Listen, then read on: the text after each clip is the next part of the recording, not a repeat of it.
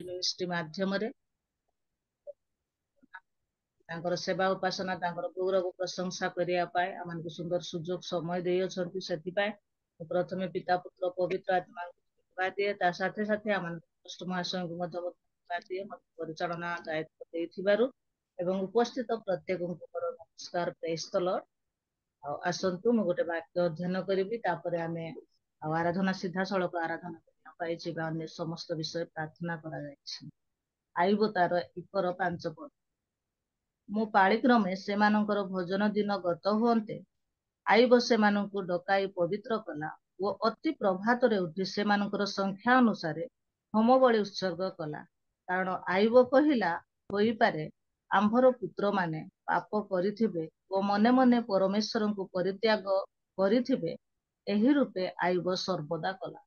प्रभु आपण वाक्य आशीर्वाद करंतु आ जदि आमे ठीक स्थान रे अछु ताहाले आमे वीडियो गुडा ऑन करी बसिबा ताहाले आराधना वाक्य कहबा लोक भल लागिवो आमे जदि सठिक स्थान रे अछु ताहाले वीडियो गुडा ऑन करी बसिबा आ आमे आराधना करिया पाई जिबा। वाक्य रे लिखा जाए हे सकल देश तुम्हें माने प्रभु को उद्देश्य रे आनंद ध्वनि कर आनंद रे ताहांकर सेवा कर गान करी ताहांकर छामुको आस। वाक्य रे लिखा जाए तुम्हें प्रत्येक जन नेबल रे वीणा रे बंशी रे करताली रे उच्च करताली ध्वनि रे ताहांकर गौरव प्रशंसा कर कारण आउ जे परमेश्वरंकर कि 24 प्राचीन चारि प्राणी शह शह दूत बाहिनी मुकुट काढ़ी धर्ममय पवित्र पवित्र बोली से माने गौरव प्रशंसा करथिले से गौरव प्रशंसा आमे करिबा पाई जिबा कारण वाक्य रे कहा जाए निश्वास प्रश्वास धारी जेते प्राणी जगत रे अछंती से माने प्रभुंकर गौरव प्रशंसा करंतु कारण जगत रे जेते बेले आमे अछु दुख रे थाउ बा सुख रे थाउ रोग रे थाउ कि संकट रे थाउ प्रति अवस्था रे ताहांकर गौरव प्रशंसा करिवार आमानकर कर्तव्य रही अछि आ से गौरव प्रशंसा करिवा पाए आमानकर प्रभुंकर दासी अछंती जे कि परिचालन रे प्रभु तांको शक्ति देई अछंती आराधना करिया पाए शक्ति देई अछंती वाक्य कहिबा पाए मध्य प्रभु तांको शक्ति देई अछंती ऑनलाइन ऑफलाइन रे प्रभु तांको व्यवहार करी कढ़ाई आनु अछंती से केहि नुहंती आमानकर प्रभुंकर दासी आमानकर आउ पाल दीदी मो प्रभु जीशु ख्रीष्ट नाम रे तांको सम्मुख को आह्वान करे से जेते बेले सम्मुख को आसीबे आमे करताल सहित दीदी को स्वागत जणाई। Hallelujah praise the lord. दीदी नमस्कार प्रेज द लॉर्ड। नमस्कार नमस्कार आह्वान करथिबा सकाशु धन्यवाद दिए। सर्वप्रथमे आम मानकर त्राणकर्ता उद्धारकर्ता रक्षाकर्ता परमेश्वर को धन्यवाद दिए। पुणी उपस्थित समस्त को मन नमस्कार आ कर आज्ञा को प्रेमांगिनी भौणी को मत विशेष विशेष धन्यवाद दिए मते सुंदर सुजोग देइथिबारु। आसंतु आम माने आराधना करबा पूर्वरु गीत संहिता 95 1 2 3 मु पाठ करिवे तापरे हमें प्रभुंकर गौरव करबा। आहे आस आम्भे माने सदा प्रभुंक उद्देश्य रे गान करू आम्भ मानक परित्राणर शैलंक उद्देश्य रे आनंद ध्वनि करू आम्भे माने धन्यवाद करी ताहांक छामुको आसु आम्भे माने गीत द्वारा ताहांक उद्देश्य रे आनंद ध्वनि करू कारण सदा प्रभु महान परमेश्वर और सकल देवता उपरे महान राजा अटंती। हालेलुया। प्रभुंकर गौरव निमंते आमे गीत गान करिबा तांकर धन्यवाद स्तुति करिबा। धन्यवाद आजी घेन प्रभु आसीछि मंदिरे तुमरी धन्यवाद आजी घेन प्रभु आसीछि मंदिरे तुमरी तो प्रभु पूजा उपहार तोलिनिया प्रभु पूजा उपहार अनुतापरुद मोहरी घेन प्रभु आसीछि मंदिरे तुमरी धन्यवाद आजी घेन प्रभु आसीछि मंदिरे तुमरी ମୋ ଜୀବନର ଏହି ଘନ ଅନ୍ଧକାରେ ଦିଅ ତୁମରି ଦୀପ ଜାଳି। ମୋ ଜୀବନର ଏହି ଘନ ଅନ୍ଧକାରେ ଦିଅ ତୁମରି ଦୀପ ଜାଳି। ସେହି ଆଲୋକରେ ଲିଭି ଯାଉ ସବୁ, ସେହି ଆଲୋକରେ ଲିଭି ଯାଉ ସବୁ ମୋ ଜୀବନର ପାପ କାଳି। ଘେନ ପ୍ରଭୁ ଆସିଛି ମନ୍ଦିରେ ତୁମରି ଧନ୍ୟବାଦ ଆଜି ଘେନ ପ୍ରଭୁ ଆସିଛି ମନ୍ଦିରେ ତୁମରି ପଥକୁ ମୁଁ ଚାହିଁ ବସିଅଛି। କି କରିବି ପ୍ରଭୁ ତୁମ ବିନା, ତୁମରି ପଥକୁ ମୁଁ ଚାହିଁ ବସିଅଛି। କି କରିବି ପ୍ରଭୁ ତୁମ ବିନୁ, ତୁମେ ହିଁ ପଥ, ତୁମେ ହିଁ ସତ୍ୟ, ତୁମେ ହିଁ ପଥ, ତୁମେ ହିଁ ସତ୍ୟ। ତୁମ ବିନା ବଞ୍ଚି ପାରେ ନା। ଘେନ ପ୍ରଭୁ ଆସିଛି ମନ୍ଦିରେ ତୁମରି ଧନ୍ୟବାଦ ଆଜି ଘେନ ପ୍ରଭୁ ଆସିଛି ମନ୍ଦିରେ ତୁମରି। ତୋଳି ନିଅ ପ୍ରଭୁ ପୂଜା ଉପହାର, ତୋଳି ନିଅ ପ୍ରଭୁ ପୂଜା ଉପହାର। ଅନୁତାପରୁ ମୋରି ଘେନ ପ୍ରଭୁ ଆସିଛି ମନ୍ଦିରେ ତୁମରି ଧନ୍ୟବାଦ ଆଜି ଘେନ ପ୍ରଭୁ ଆସିଛି ମନ୍ଦିରେ ତୁମରି। ହାଲେଲୁୟା। ପୁନର୍ବାର ଆମେ ଆଉ ଗୋଟିଏ ଗୀତ ଗାଇ ପ୍ରଭୁଙ୍କର ଗୌରବ କରିବା। ଆଉ ସେ ଆମର ଦୁଃଖ ସୁଖ, ଆମର ତ୍ରାଣକାରୀ, ଆମମାନଙ୍କର ରକ୍ଷା କରତା, ଆମର ଜୀବନ ଦାତା, ଆମର ଦୁଃଖହାରୀ ପରମେଶ୍ୱର ଆଉ କରୁଣାମୟ ପରମେଶ୍ୱର, ତାଙ୍କର ଗୌରବ କରିବା, ପ୍ରଶଂସା କରିବା, ଆରାଧନା କରିବା। Hallelujah hosanna, hallelujah hosanna. ଏହି ଗୀତ ଗାଇ ଆମେ କରିବୁ ବନ୍ଦନା। Hallelujah hosanna, hallelujah hosanna. ଏହି ଗୀତ ଗାଇ ଆମେ କରିବୁ ବନ୍ଦନା। ସେ ଯେ ଆମ ତ୍ରାଣକାରୀ, ଜୀବନ କରତା, ସେ ଯେ ଆମ ଦୁଃଖ ହାରି ବିଶ୍ୱ ନିୟନ୍ତା, ସେ ଯେ ଆମ ତ୍ରାଣକାରୀ, ଜୀବନ କରତା, ସେ ଯେ ଆମ ଦୁଃଖ ହାରି ବିଶ୍ୱ ନିୟନ୍ତା।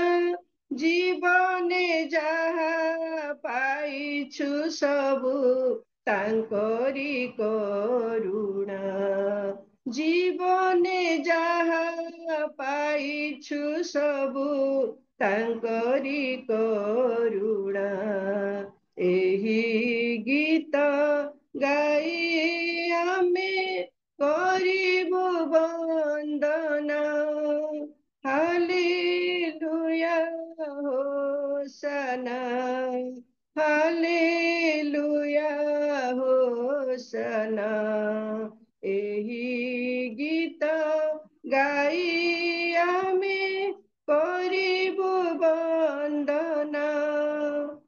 आस जेते भक्त गण दिया धन्यवाद प्रभु नामे भक्ति चिते घेन आशीर्वाद आस जेते भक्त गण दिया धन्यवाद प्रभु नामे भक्ति चिते घेन आशीर्वाद परम पिता घेनिले आम जीवन जातना परम पिता घेनिले आम जीवन जातना एही गीत गाई आमे करिबु वंदना हालेलुया होसना हालेलुया होसना एही गीत गाई आमे करिबु वंदना। आस आमने समस्ते समर्पित होई पुनर्बार प्रभुଙ୍କର गौरव निमंते आउ गोटे गीत गान करी प्रार्थना करिबा। तुमे मो आश्रय मोर दृढ़ दुर्ग दुर्दशा काଳରେ ମୋ ସହାୟ ରଣମୁଅଛି ମୁଁ ତୁମ ପୟରେ ଖୋଜୁଅଛି ମୁଁ ପୂର୍ଣ୍ଣ ଚିତ୍ତରେ ତୁମ ସେବା କରିବି ମୋର ସବୁ କିଛିରେ ମୁଁ ଏଠାରେ ପ୍ରଭୁ ମୁଁ ଏଠାରେ ପ୍ରଭୁ ମୁଁ ଏଠାରେ ପ୍ରଭୁ ମୁଁ ଏଠାରେ ମୋ ତ୍ରାଣ କରତା ମୋ ଆରୋଗ୍ୟ ଦାତା ମୋ ଶକ୍ତି ଦାୟକ ମୋର ପ୍ରଭୁ ମୋ ତ୍ରାଣ କରତା ମୋ ଆରୋଗ୍ୟ ଦାତା ମୋ ଶକ୍ତି ଦାୟକ ମୋର ପ୍ରଭୁ ରଣମୁଅଛି ମୁଁ ତୁମ ପୟରେ ଖୋଜୁଅଛି ମୁଁ ପୂର୍ଣ୍ଣ ଚିତ୍ତରେ ତୁମ ସେବା କରିବି ମୋର ସବୁ କିଛିରେ ମୁଁ ଏଠାରେ ପ୍ରଭୁ ମୁଁ ଏଠାରେ ପ୍ରଭୁ ମୁଁ ଏଠାରେ ପ୍ରଭୁ ମୁଁ ଏଠାରେ ମୋ ପାଳକ ତୁମେ ମତେ ଚଳାଇବ ମତେ ସମ୍ଭାଳିବ ମୋର ପ୍ରଭୁ ମୋ ପାଳକ ତୁମେ ମତେ ଚଳାଇବ ମତେ ସମ୍ଭାଳିବ ମୋର ପ୍ରଭୁ ପ୍ରଣମୁଅଛି ମୁଁ ତୁମ ପୟରେ ଖୋଜୁଅଛି ମୁଁ ପୂର୍ଣ୍ଣ ଚିତ୍ତରେ ତୁମ ସେବା କରିବି ମୋର ସବୁ କିଛିରେ ମୁଁ ଏଠାରେ ପ୍ରଭୁ ମୁଁ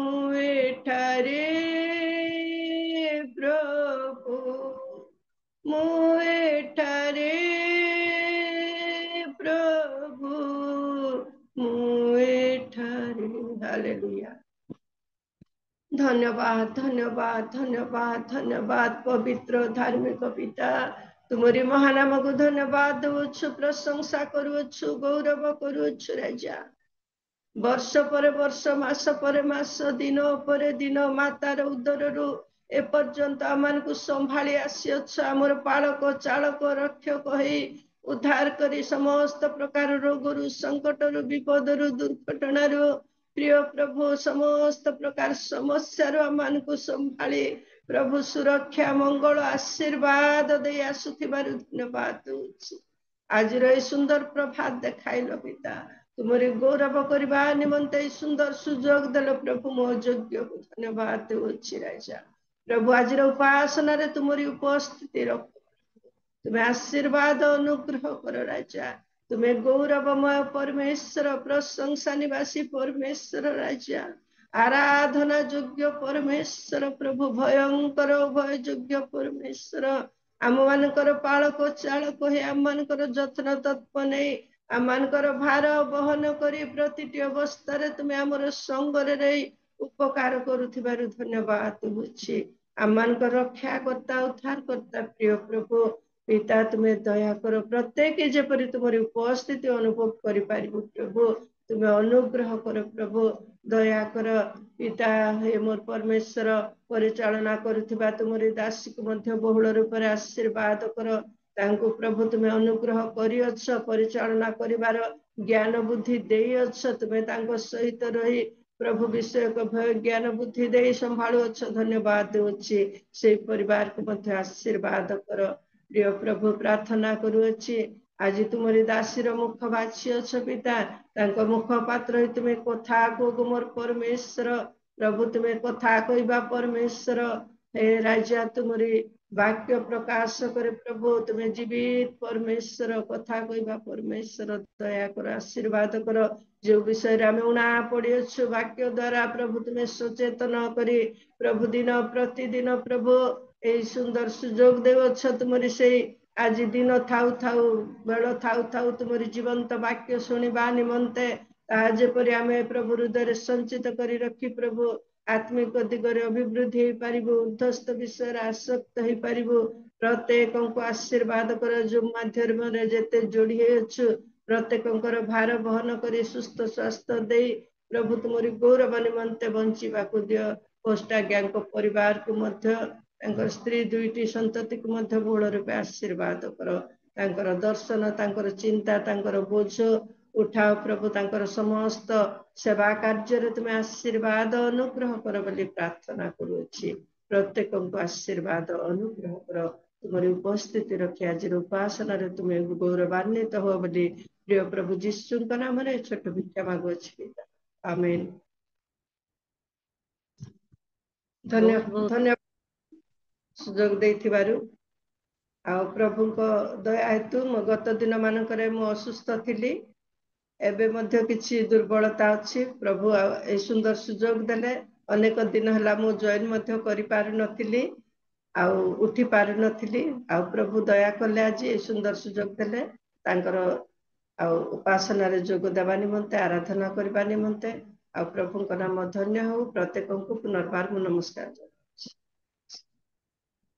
बहुत बहुत धन्यवाद दीदी अति सुंदर हृदय शशि गीत गुड़ाक गाई आम प्रभुंर निकटवर्ती कराई अछंती प्रभु आपण परिवार को सेवा कार्य बहुल बहुल भाव में आशीर्वाद मंगल अनुग्रह करंतु आउ प्रकृत रे मु प्रतिदिन आपण को खोजौली जूम रे काई दीदी देखा जाऊ ना किंतु मु जानि नथिली जे आपणकर देह भल नाही बोली जहाँ भी हो प्रभु प्रार्थना शुणी आपण को सुस्थता करी पुनर्बार हम रियल मिनिस्ट्री परिवार मध्य योगदान करने सुजोग देले एवं आराधना करने सुंदर सुजोग समय देले आ प्रभुंकर शक्ति आपण आराधना करि पारि अछंती प्रभु आपण को आपण परिवार को सेवा कार्य प्रभु बहुल आशीर्वाद करंतु और प्रभु संपूर्ण सुस्थ सबल आरोग्य प्रदान मध्य धन्यवाद। ए समय रे हम प्रार्थना करिया पाई जिबा आ मानकर सम्मुख रे अछंती आ मानकर हेमलता सोना दीदी praise the Lord praise the Lord praise the lord दीदी प्रार्थना करिवे आ आराधना करी जाय अछंती ତାଙ୍କ ପରିବାର ପାଇଁ ସେବା କାର୍ଯ୍ୟ ପାଇଁ ପ୍ରାର୍ଥନା କରିବେ। ତାଙ୍କ ଶରୀର ମଧ୍ୟ ଅସୁସ୍ଥ ଥିଲା, ପ୍ରଭୁ କିଛି ସୁସ୍ଥତା ଦେଇଛନ୍ତି, ଯେପରି ସେ ସମ୍ପୂର୍ଣ୍ଣ ସୁସ୍ଥତା ଲାଭ କରିପାରିବେ ସେଥିପାଇଁ ବିଶେଷ ପ୍ରାର୍ଥନା କରିବେ। ଏବଂ ଆମମାନଙ୍କୁ ବାକ୍ୟ ନେଇ ତାଙ୍କ ପାଇଁ, ତାଙ୍କ ପରିବାର ପାଇଁ ବାକ୍ୟ ନିମନ୍ତେ ସେ ବାକ୍ୟ ଯେପରି ଆମେ ପ୍ରତ୍ୟେକ ହୃଦୟରେ ରଖି ତଦନୁସାରେ ବିଶେଷ ପ୍ରାର୍ଥନା କରିବେ। ଅଛୁ ପ୍ରତ୍ୟେକ ପରିବାର ପାଇଁ, ବିଶେଷ ହୋଷ୍ଟଙ୍କ ପରିବାର ପାଇଁ ମଧ୍ୟ ବିଶେଷ ପ୍ରାର୍ଥନା। ସମସ୍ତଙ୍କୁ ପ୍ରେସ୍ କଲ ନମସ୍କାର। ଆସନ୍ତୁ ପ୍ରାର୍ଥନା କରିବା। ମଙ୍ଗଳମୟ ସଦା ପ୍ରଭୁ ତୁମ ପବିତ୍ର ମହାନାମର ଧନ୍ୟବାଦ ଦଉଛୁ ବାପା। ଧନ୍ୟବାଦ ଦଉଛୁ ପ୍ରଭୁ ଏଇ ସୁନ୍ଦର ସହଭାଗିତା ନିମନ୍ତେ। ଗତ ରାତ୍ରର ସମସ୍ତ ବିପଦ ଆପଦ ଭୟ ସଙ୍କଟ ମୃତ୍ୟୁ ମୁଖରୁ ବଞ୍ଚାଇ ରଖିଲ ପ୍ରଭୁ। ତୁମେ ଆମମାନଙ୍କୁ ମୃତ୍ୟୁ ଶଯ୍ୟାରୁ ଉଠାଇ ନୂତନ ଜୀବନ ଦେଇ ପ୍ରଭୁ ଆଜି ଦିବସରେ ପଦାର୍ପଣ କରିବା ନିମନ୍ତେ ସୁଯୋଗ ଦେଲ। ସେଥିପାଇଁ ତୁମ ପବିତ୍ର ମହାନାମର ଧନ୍ୟବାଦ ଦଉଛି। ଧନ୍ୟବାଦ ଦଉଛି ପ୍ରଭୁ ଏଇ ପ୍ରଥମ ମୁହୂର୍ତ୍ତରେ ଦିବସର ଆରମ୍ଭରୁ ଶେଷ ପର୍ଯ୍ୟନ୍ତ ତୁମ ସହିତରେ ରହିବା ପାଇଁ ତୁମେ ଆମମାନଙ୍କୁ ଆଶୀର୍ବାଦ କର। ସମସ୍ତ ମଙ୍ଗଳରୁ ରକ୍ଷା କର ପ୍ରଭୁ। ତୁମର ସାନିଧ୍ୟ ଉପଲବ୍ଧି କରିବୁ, ତୁମରି ଗୌରବ ପ୍ରଶଂସା କରିବୁ, ସାହାଯ୍ୟ କର। ପ୍ରତ୍ୟେକ ମୁହୂର୍ତ୍ତ ପ୍ରତ୍ୟେକ ସମୟ ଆଶୀର୍ବାଦ ଯୁକ୍ତ କର ବୋଲି ପ୍ରାର୍ଥନା କରୁଛି ବାପା। ଏହି ସମୟରେ ପ୍ରଭୁ ତୁମର ଚରଣ ତଳକୁ ଆସୁ ଆସୁ ହେ ମଙ୍ଗଳମୟ ସଦା ପ୍ରଭୁ ଆଜି ଅନେକ ତୁମରି ଦାସ ଦାସୀ ପ୍ରଭୁ ଇଣ୍ଟରସେସରୀ ପ୍ରେୟାରରେ ତୁମ ନିକଟବର୍ତ୍ତୀ ହୋଇଛନ୍ତି ପ୍ରଭୁ। ଅନେକ ବିଷୟ ତୁମ ନିକଟରେ ଉପସ୍ଥାପନା କରିଛନ୍ତି। ପ୍ରତ୍ୟେକ ବିଷୟ ଉପରେ ତୁମର ଆଶୀର୍ବାଦ ଢାଳି ତୁମେ ଗୌରବାନ୍ୱିତ ପ୍ରଶଂସନିତ ହୁଅ। ପ୍ରାର୍ଥନା କରୁଛି ପ୍ରଭୁ 4:30 ଉଠି ମୋହିନୀ ଭଉଣୀ ଅତି ସୁନ୍ଦର ଭାବରେ ପ୍ରଭୁ ଲିଡିଂ କରି ଚାଲିଛନ୍ତି। ତୁମେ ତାଙ୍କୁ ଆହୁରି ଜ୍ଞାନ ବଳ ଶକ୍ତିରେ ପରିପୂର୍ଣ୍ଣ କର। ତୁମରି ବିଷୟକ ଭୟରେ ଆଉ ପ୍ରଭୁ ବର୍ଦ୍ଧିଷ୍ଣୁ ହେବାକୁ ସାହାଯ୍ୟ କର ପ୍ରଭୁ। ସୁସ୍ଥ ସ୍ୱାସ୍ଥ୍ୟ ଦେଇ ତୁମର ଗୌରବ କରିବାକୁ ସାହାଯ୍ୟ କର। ସମସ୍ତ ମଙ୍ଗଳ ରକ୍ଷା କର। ପ୍ରାର୍ଥନା କରୁଛି ପ୍ରଭୁ ଯେତେବେଳେ ଆରାଧନା କରିଛନ୍ତି ତୁମରି ପ୍ରିୟ ଦାସୀ ବାପା, ତୁମେ ତାଙ୍କର ସହବର୍ତ୍ତୀ ଈଶ୍ୱର ହୁଅ ଶୁଣିବାକୁ ପାଉଥିଲୁ ପ୍ରଭୁ। ତାଙ୍କ ଶରୀର ଅସୁସ୍ଥ ଥିଲା ଗତ ଦିନ ମାନଙ୍କରେ, ବର୍ତ୍ତମାନ କିନ୍ତୁ ତୁମରି ଅନୁଗ୍ରହରୁ ସେ ସୁସ୍ଥତା ପାଇ ପ୍ରଭୁ ତୁମରି ପ୍ରଶଂସା କରିଛନ୍ତି। ଧନ୍ୟବାଦ ଦଉଛୁ ବାପା। ତୁମେ ତାଙ୍କୁ ଆହୁରି ସୁସ୍ଥ ସ୍ୱାସ୍ଥ୍ୟ ଦିଅ, ସମ୍ପୂର୍ଣ୍ଣ ଆରୋଗ୍ୟ କରି ତୁମରି ଗୌରବ କରିବାକୁ ସାହାଯ୍ୟ କର। ସେଇ ପରିବାରର ତୁମେ ମଙ୍ଗଳ କର, ତାଙ୍କ ଦ୍ଵାରା ଗୌରବ ପାଅ, ପ୍ରଶଂସା ପାଅ ପ୍ରଭୁ। ସେମାନଙ୍କର ସମସ୍ତ ଅଭାବ ଅସୁବିଧା ସମସ୍ୟା ରୋଗ ସଙ୍କଟ ସବୁ ଦୂର କର ପ୍ରଭୁ। ଆଗେ ପଛେ ବାମ ଡାହାଣେ ରହି ସୁରକ୍ଷା ଦିଅ। ଏତେବେଳେ ପ୍ରାର୍ଥନା କରୁଛି ପ୍ରଭୁ, ବିଶେଷ କରି ତୁମରି ପ୍ରିୟ ଦାସୀ ଆସୁଛନ୍ତି ପ୍ରଭୁ ନନ୍ଦ ଭଉଣୀ, ତୁମେ ତାଙ୍କୁ ଆଶୀର୍ବାଦ କର, ତାଙ୍କୁ ଅଭିଷେକ ଦିଅ ପ୍ରଭୁ। ତାଙ୍କର ଆପଦ ମସ୍ତକ ସ୍ପର୍ଶ କର ପ୍ରଭୁ। ତୁମେ ଦୟା କର, ଆଶୀର୍ବାଦ କର। ସେ ଯେଉଁ ବାକ୍ୟ ଘେନି ଆସୁଅଛନ୍ତି ପ୍ରଭୁ, ସେଇ ବାକ୍ୟ ଅନ୍ୟମାନଙ୍କ ନିମନ୍ତେ ପ୍ରେରଣାର ଉତ୍ସ ହଉ। ସେହିପରି ପ୍ରଭୁ ତୁମେ ତାଙ୍କୁ ଆଶୀର୍ବାଦ କର। ତାଙ୍କ ମୁଖ ଦ୍ଵାରା କଥା କୁହ ପ୍ରଭୁ। ପବିତ୍ର ଆତ୍ମାଙ୍କ ଭାଷା ପ୍ରଦାନ କର। ପବିତ୍ର ଆତ୍ମାରେ ପରିପୂର୍ଣ୍ଣ କରି ତୁମରି ଗୌରବ କରିବାକୁ ସାହାଯ୍ୟ କର ପ୍ରଭୁ। ତୁମରି ବାକ୍ୟ ଯେ ସାଧାରଣ ନୁହେଁ ବାପା, ଏହା ଏକ ଅତ୍ୟନ୍ତ କଷ୍ଟକର ବିଷୟ ପ୍ରଭୁ। କାରଣ ସ୍ୱର୍ଗୀୟ ବାକ୍ୟ, ତୁମର ମୁଖ ନିଃସୃତ ବାକ୍ୟ ପ୍ରଭୁ, ଯଦ୍ୟପି ଆମେ ନିଜ ଭାଷାରେ ନିଜ ଶୈଳୀରେ ପ୍ରଭୁ ଆମମାନେ ସେଇ ବାକ୍ୟକୁ ପାଇଅଛୁ, ତଥାପି ପ୍ରଭୁ ମନୁଷ୍ୟର ଭାଷା ନୁହେଁ, ମନୁଷ୍ୟର ଲେଖନୀ ନୁହେଁ ପ୍ରଭୁ, ତୁମରି ସେହି ପବିତ୍ର ଆତ୍ମାଙ୍କର ଲିଖନୀ, ପବିତ୍ର ଆତ୍ମାଙ୍କର ଭାଷା ବାପା। ତୁମେ ଦୟା କର ସେଇ ବାକ୍ୟକୁ ବୁଝିବା ଏବଂ ବୁଝେଇବା ଯେ କେତେ କଷ୍ଟକର ବ୍ୟାପାର। ହେ ମଙ୍ଗଳମୟ ପ୍ରଭୁ, ସେଇ ବାକ୍ୟକୁ ଭାଙ୍ଗିବେ ଆମ ମାନଙ୍କ ନିକଟରେ ତାହା ସୁନ୍ଦର ଭାବରେ ପରିବେଷଣ କରି ତୁମରି ଗୌରବ ପ୍ରଶଂସା କରିବେ ସାହାଯ୍ୟ କର, ଦୟା କର। ଆଜି ଯେତେ ଜଣ ଶ୍ରୋତା ମଣ୍ଡଳୀ ଭାବରେ ବସିଛୁ ବାପା, ପ୍ରତ୍ୟେକଙ୍କୁ ଆଶୀର୍ବାଦ କର। ଉତ୍ତମ ଧ୍ୟାନ ମନ ପ୍ରଦାନ କର ପ୍ରଭୁ। ବିଶେଷ କରି ପ୍ରାର୍ଥନା କରୁଛି ହୋଷ୍ଟ ଭାଇଙ୍କ ପରିବାର ନିମନ୍ତେ ପ୍ରଭୁ। ଉଭୟ ସ୍ୱାମୀ ସ୍ତ୍ରୀ ସନ୍ତାନ ଦୁଇଟିକୁ ତୁମେ ଆଶୀର୍ବାଦ କର ପ୍ରଭୁ। ତୁମରି ବାହୁ ଛାୟା ତଳେ ଆବରି ରକ୍ଷା କର ମଙ୍ଗଳମୟ ସଦା ପ୍ରଭୁ। ତାଙ୍କର ଆଗେ ଯିବାରେ ପଛେ ଆସିବାରେ ସାହାଯ୍ୟ କର। ତାଙ୍କ ଜୀବନ ଦ୍ଵାରା ତୁମେ ଗୌରବ ପାଅ, ପ୍ରଶଂସା ପାଅ ପ୍ରଭୁ। ସେବା କାର୍ଯ୍ୟ ମାଧ୍ୟମରେ ତୁମେ ଗୌରବ ପାଅ। ବିଶେଷ କରି ପ୍ରଭୁ ଅନେକ ହଜାର ଆତ୍ମାଙ୍କ ନିକଟରେ ପହଞ୍ଚିବେ, ତୁମରି ଗୌରବର କାରଣ ହେବେ ପ୍ରଭୁ, ସାହାଯ୍ୟ କର। ଏଇ ରିଏଲ ମିନିଷ୍ଟ୍ରି ଯେପରି ପ୍ରଭୁ ଆହୁରି ଅନେକଙ୍କ ନିକଟରେ ପହଞ୍ଚି ପାରିବ, ଦୁର୍ଗମ ଅଞ୍ଚଳରେ ପହଞ୍ଚିବ, ନିକାଞ୍ଚନ ଅଞ୍ଚଳରେ ପହଞ୍ଚିବ, ଅପହଞ୍ଚ ସ୍ଥାନରେ ପହଞ୍ଚିବ, ତୁମରି ଗୌରବର କାରଣ ହେବ ପ୍ରଭୁ, ସାହାଯ୍ୟ କର। तुम्हें धन्यवाद पाओ, तुम्हें प्रशंसा पाओ, तुम्हें गौरवान्वित हो प्रभु। सब प्रार्थना निवेदन शुणिल बापा, से धन्यवाद दौची। आज आम श्रोता वक्ता प्रत्येक को तुम चरण तले समर्पण करने सह जानतरे अजाणतरे प्रभु जो माने आज पीड़ित पीड़िता से समस्त तुम चरण तले समर्पण कली बापा, से सुस्थ स्वास्थ्य दे तुमरी गौरव करने को साहाय्य करने संगे संगे आगामी दिन रे प्रभु जेपरी समस्त रियल मिनिस्ट्री जड़ित हो तुमरे गौरव करने पारे सक्षम जीवन काटे साहाय्य कर। गौरव संभ्रम पूजा प्रशंसा तुमर हो बोली धन्यवाद दे त्राण करता हूँ तुम्हारे सुख नाम आमीन। बहुत बहुत धन्यवाद सहित समस्त विषय प्रार्थना करी आशीर्वाद प्रभु आपको परिवार को सेवा कार्य बहुल भाव में आशीर्वाद करंतु। आसतु आम मुख्य विषय को आसी जाइछु वाक्य शुणिबार आम रही अछि एही महिला समिति सभारे वाक्य शुणिबार रही अछि जो वाक्य कि जीवन अच्छी जो वाक्य कि अनंत जीवन रही अछि आउ जो वाक्य कि मधु मधु चाप ठारू सुमिष्ट आउ जे वाक्य कि मरियम शुणिबा द्वारा उत्तम भाग मनोनीत करिथिला आउ जे वाक्य शुणिबा द्वारा कि हानार चित्तरूप द्वार खोला हिथिला से जीवंत पवित्र वाक्य आश्चर्यपूर्ण वाक्य को आमान को कहबा निमंते आज प्रभुंकर दासी अछंती जे कि से जने सुवक्त्री अटंती। प्रभु तांको वाक्य कहिबार शक्ति देई अछंती कारण वाक्य लिखा जाए सुसमाचार प्रचारिका महाबाहिनी अटंती। सेहीपरि प्रभुंकर दासी को प्रभु व्यवहार करी पढ़ाई आणुछंती।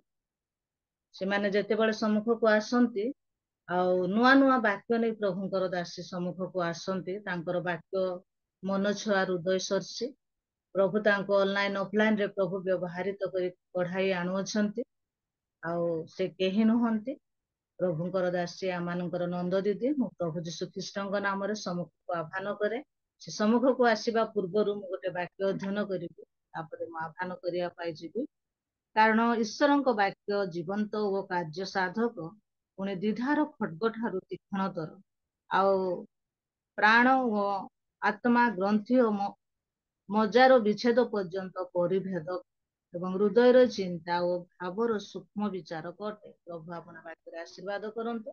ମୁଁ ପ୍ରଭୁ ଯୀଶୁ ଖ୍ରୀଷ୍ଟଙ୍କ ନାମରେ ପ୍ରଭୁଙ୍କର ଦାସୀଙ୍କୁ ଆଉ ସମ୍ମୁଖକୁ ଆହ୍ୱାନ କରି ଆମମାନଙ୍କର ନନ୍ଦ ଦିଦିଙ୍କୁ ସେ ସମ୍ମୁଖକୁ ଆସିବେ ପ୍ରଭୁଙ୍କର ବାକ୍ୟ ଶିକ୍ଷା ପରାମର୍ଶ ଦେବେ। ଯେତେବେଳେ ଦିଦି ଆମମାନଙ୍କର ସମ୍ମୁଖକୁ ଆସିବେ ଆମେ ସମସ୍ତେ ଉଚ୍ଚ କରତାଳ ସହିତ ଦିଦିଙ୍କୁ ସ୍ୱାଗତ କରୁ।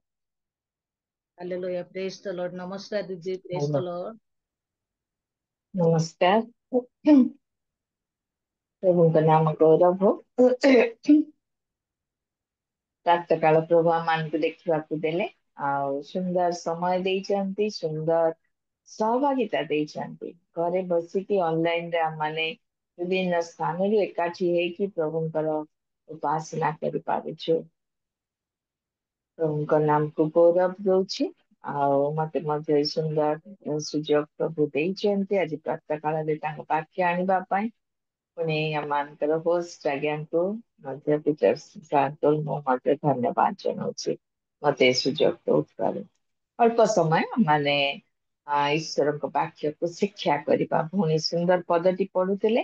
ନିଶ୍ଚିତ ଭାବରେ ଏଇ ବାକ୍ୟ ମାନେ ଶିକ୍ଷା କରିବା ଯାହା ମାନଙ୍କୁ ସଂଶୋଧନ କରିବ। ବର୍ତ୍ତମାନ ସମୟରେ ଆମମାନେ ଖ୍ରୀଷ୍ଟୀୟ ପରିବାର ଗୁଡିକୁ ଦେଖିଲେ ଦେଖୁ ଯେ ଅନେକ ପରିବାର ଆଜି ଭଗ୍ନ ଅବସ୍ଥାରେ। ଗତ ଦିନ ମାନଙ୍କରେ ଯେତିକି ଆମମାନେ ଖ୍ରୀଷ୍ଟୀୟ ପରିବାରରେ ଡିଷ୍ଟର୍ବାନ୍ସ ଦେଖୁ ନଥିଲୁ, ବର୍ତ୍ତମାନ ସମୟରେ ଆମମାନେ ଦେଖୁଛୁ ଯେ ପରିବାର ମଧ୍ୟରେ ଅଶାନ୍ତି, ବିବାଦ, ଅପ୍ରେମ ଭାବ, ସ୍ୱାର୍ଥପରତା, ବିଭିନ୍ନ ପ୍ରକାର ଶାରୀରିକ ବିଷୟ ଯାହା ସବୁ ବାଇବେଲରେ ଲେଖାଯାଏ ସେ ସମସ୍ତ ବିଷୟ ପରିପୂର୍ଣ୍ଣ ହେଇକି ରହିଛି। ବିବାହ ହଉଛି ସତ, କିନ୍ତୁ ବିବାହ ଭାଙ୍ଗି ଯାଉଛି। ବର୍ତ୍ତମାନର ଜେନେରେସନ ସେମାନେ ବିବାହର ମୂଲ୍ୟବୋଧକୁ ବୁଝିପାରୁନାହାନ୍ତି। ବହୁତ କମ ଜଣ ଯୋଉମାନେ ଏକତ୍ର ଆଗକୁ ଯାଉଛନ୍ତି। ଯୋଉଠି ଆମର ପୁରାତନ ପିଢି ମାନେ କିଏ 25 ବର୍ଷ, କିଏ 30 ବର୍ଷ, 40 ବର୍ଷ, 50 ବର୍ଷ ଆନିଭର୍ସରୀ ସେମାନେ ପାଳୁଛନ୍ତି ଏକତ୍ର ବୈବାହିକ ଜୀବନର। ସେଇ ସ୍ଥାନରେ ଆମର ଯୁବାପିଢି ସେମାନେ ଗୋଟିଏ ବର୍ଷ ବି ପାଳିବା ଅନେକ ପରିବାରରେ ବହୁତ କଷ୍ଟକର ହେଇ ପଡୁଛି, ଆଉ ଯାହାକି ଈଶ୍ୱରଙ୍କ ଦୃଷ୍ଟିରେ ପୁଣି ମନୁଷ୍ୟମାନଙ୍କ ଦୃଷ୍ଟିରେ ଉତ୍ତମ ନୁହେଁ। ଆଜି ଅନେକ ପରିବାରରେ ଅଶାନ୍ତି ହେବାର କାରଣ ହଉଛି ଯୋଉ ନିୟମ ପରମେଶ୍ୱର ଦେଇଛନ୍ତି ସେଇ ନିୟମକୁ ଆମେ ପାଳନ କରୁନୁ। ଆଉ ପରମେଶ୍ୱରଙ୍କ ନିୟମ ଅନୁସାରେ ସ୍ତ୍ରୀ କଣ କରିବ? ପୁରୁଷର ବଶୀଭୂତ ହବ। ଆଜି ଜଗତ କହୁଛି ନାରୀ ମାନେ ଇକ୍ୱାଲ, ମୁଁ ତାର ଏଗେନଷ୍ଟରେ ନୁହଁ। ନାରୀ ମାନଙ୍କୁ ପରମେଶ୍ୱର ସହକାରିଣୀ କରିକି ପୁରୁଷ ସହିତ ତିଆରି କରିଛନ୍ତି। ନିଶ୍ଚିତ ଭାବରେ ସେମାନେ ସବୁ କ୍ଷେତ୍ରରେ ପୁରୁଷର ସମକକ୍ଷ ହେବେ, ସମସ୍ତ ବିଷୟ ସାହାଯ୍ୟ କରିବେ, ସବୁ କାର୍ଯ୍ୟ କରିବେ। କିନ୍ତୁ ପରମେଶ୍ୱର କହିଛନ୍ତି ନାରୀ କଣ କରିବ ନା ପୁରୁଷର ବଶୀଭୂତ ହବ। ପୁରୁଷକୁ ସେଇ କର୍ତ୍ତୃତ୍ୱ ଭାର ଦିଆଯାଇଛି। ଆଉ ସେଇ ନିୟମ, this is the basic principal. ଆଉ ସେଇ ନିୟମ ଯେତେବେଳେ ପାଳନ ହଉନାହିଁ ସେତେବେଳେ ପରିବାର ମଧ୍ୟରେ ଅଶାନ୍ତି ଦେଖା ଦଉଛି। ସ୍ୱାମୀ ଗୋଟିଏ କଥା କହିଲେ ସ୍ତ୍ରୀ ଚାରିପଦ କଥା କହୁଛି। ଆଉ ପିଲାମାନେ ଯେତେବେଳକୁ ସେଇ ଏନଭାୟରମେଣ୍ଟ ଭିତରେ ବଢି ଯାଉଛନ୍ତି, ସେମାନେ ବଡ ହେଲା ବେଳକୁ ବାପା ପ୍ରତି ସେମାନଙ୍କର ସ୍ନେହ ପ୍ରେମ ବା ସେଇ ସମ୍ମାନ ରହୁନାହିଁ। ପିଲାମାନେ ଆଜିକାଲି କେତେ ମୁହଁରେ ଜବାବ ଦଉଛନ୍ତି, ଗୋଟେ କଥା କହିଲା କିଣି ଯୁବା ପିଲାମାନେ ଓଲଟି ତାଙ୍କର ଥଟ୍ସ, ତାଙ୍କର ସେମାନେ ପୁଟ୍ କରିବେ। ନିଜର ଚିନ୍ତାଧାରା ନ୍ୟସ୍ତ କରିବା ଖରାପ ବିଷୟ ନୁହେଁ, କିନ୍ତୁ ପିତା ମାତାଙ୍କୁ ମଧ୍ୟ ସମାଧାନ କରିବାର ଆବଶ୍ୟକ। ଆଉ ସେଇଟା କୋଉଠୁ ଆସିବ? ଯେତେବେଳେ ସ୍ତ୍ରୀ ଯେତେବେଳେ ସମାଧାନ କରିବ ଆପଣା ସ୍ୱାମୀକୁ, ସେଇ ସମୟରେ ପିଲାମାନେ ମଧ୍ୟ ସେଟା ଶିଖିବେ। ଗୋଟେ ପଦ ପଢିବା ଏଇ କଣ୍ଟେକ୍ସଟରେ, ଏପିସି ତାର 5 ପର୍ବର 24 ପଦ। ଏପିସି 5 ପର୍ବର 24 ପଦ। ହଁ, ମଣ୍ଡଳୀ ଯେପରି ଖ୍ରୀଷ୍ଟଙ୍କର ବଶୀଭୂତା, ସେହିପରି ସ୍ତ୍ରୀମାନେ ମଧ୍ୟ ସବୁ ବିଷୟରେ ଆପଣା ଆପଣା ସ୍ୱାମୀର ବଶୀଭୂତା ହେଅନ୍ତୁ। ପଦେ ପ୍ରାର୍ଥନା କରି ଆଗକୁ ଯିବା। ଧନ୍ୟବାଦ ଦଉଛି ପ୍ରଭୁ, ସୁନ୍ଦର ବିଷୟ ତୁମେ ଶିଖେଇବା ପାଇଁ ଚାହୁଁଛ। ତୁମେ କେବେ ଭଗ୍ନତା ଚାହିଁନଥାଅ ପ୍ରଭୁ, ତୁମେ ତିଆରି କରିବାର ପରମେଶ୍ୱର। ଆଜି ଏ ବାକ୍ୟ ଦେଇକି ତୁମେ ପ୍ରତ୍ୟେକଙ୍କୁ ଆମମାନଙ୍କୁ ତୁମ ବାକ୍ୟକୁ ଗ୍ରହଣ କରିବା ପାଇଁ, ଶିକ୍ଷା କରିବା ପାଇଁ, ପୁଣି ନିଜକୁ ସଂଶୋଧନ କରିବା ପାଇଁ ପ୍ରଭୁ ତୁମେ ସାହାଯ୍ୟ ପ୍ରଦାନ କର। ଆଜି ଅନେକ ପରିବାରରେ ପ୍ରଭୁ ଭଗ୍ନତା ରହିଛି। ଶୟତାନ ଚାହେଁ ନାହିଁ ପ୍ରଭୁ ପରିବାରରେ ପ୍ରେମ, ଆନନ୍ଦ, ଶାନ୍ତି ଏଇ ସବୁ ବିରାଜିତ ହଉ। ଏଟା ତୁମେ ଦୟା କର ଆମମାନଙ୍କୁ। ତୁମେ ତୁମର ବାକ୍ୟର ଗଭୀରତା ଏବଂ ପ୍ରଭୁ ଭୟରେ ତୁମେ ପଢାଇ ନିଅ, ଯେପରି ଆମେ ତୁମ ଦୃଷ୍ଟିରେ ସିଦ୍ଧତା ଲାଭ କରିପାରିବା। ନିଜକୁ ତୁମର ପାଦ ତଳେ ରଖୁଛି ବାପା, ତୁମେ କଥା କୁହ। ତୁମର ଇଚ୍ଛା ତୁମେ ମୋର ମୁଖ ଦେଇକି ପ୍ରକାଶ କର। ଯେତେ ଜଣ ଉପସ୍ଥିତ ଅଛନ୍ତି ପ୍ରତ୍ୟେକଙ୍କୁ ସ୍ଥିର ଚିତ୍ତ ଦିଅ। ତୁମ ନାମ ଗୌରବାନ୍ୱିତ ହଉ। ଯୀଶୁଙ୍କ ନାମରେ ମାଗୁଅଛି, ଆମେନ୍। ପାଉଲ ଯେତେବେଳେ ଏଫିସି ମଣ୍ଡଳୀକୁ ଲେଖୁଛନ୍ତି ପତ୍ର, ଆଉ ସେ ଅନେକ ବିଷୟରେ ଏଫିସି ମଣ୍ଡଳୀରେ ଯେ ସମସ୍ତ ବିଷୟ ରେ ସେମାନେ ଲ୍ୟାକିଂ କରୁଥିଲେ ଆଉ ଦୋଷ ଥିଲା, ଆଉ ତାକୁ ସବୁ କରେକ୍ସନ କରିକି ପାଉଲ ଲେଖୁଛନ୍ତି। ଆଉ ତା ମଧ୍ୟରେ ଏଇଠି ସେ ସ୍ତ୍ରୀ ଲୋକମାନଙ୍କୁ ଏବଂ ସ୍ୱାମୀ ମାନଙ୍କୁ ମଧ୍ୟ ତା ପରବର୍ତ୍ତୀ ସମୟରେ ସେ ଉପଦେଶ ଦଉଛନ୍ତି। ଆଉ ତା ମଧ୍ୟରେ 24 ପଦରେ ଆମେ ଦେଖୁଛୁ ଯେ ସେ କହୁଛନ୍ତି ହେ ହଁ, ମଣ୍ଡଳୀ ଯେପରି ଖ୍ରୀଷ୍ଟଙ୍କର ବଶୀଭୂତା, ସେଇପରି ସ୍ତ୍ରୀ ମାନେ ମଧ୍ୟ ସବୁ ବିଷୟରେ ଆପଣା ଆପଣା ସ୍ୱାମୀର ବଶୀଭୂତା ହୁଅନ୍ତୁ। गोटे एग्जाम्पल देखि एठी से आज्ञा दौचंते बा उपदेश भी दौचंते आ से एग्जाम्पल होची मंडली जेपरी ख्रीष्टंकर बसीभूता आ सेई प्रकार तुमे कौन करो ना अपना अपना स्वामी करो बसीभूता हो। तो प्रथमे आम्माने देखिबा जे मंडली की प्रकार ख्रीष्टंकर बसीभूता बा आवश्यकता रहिछि।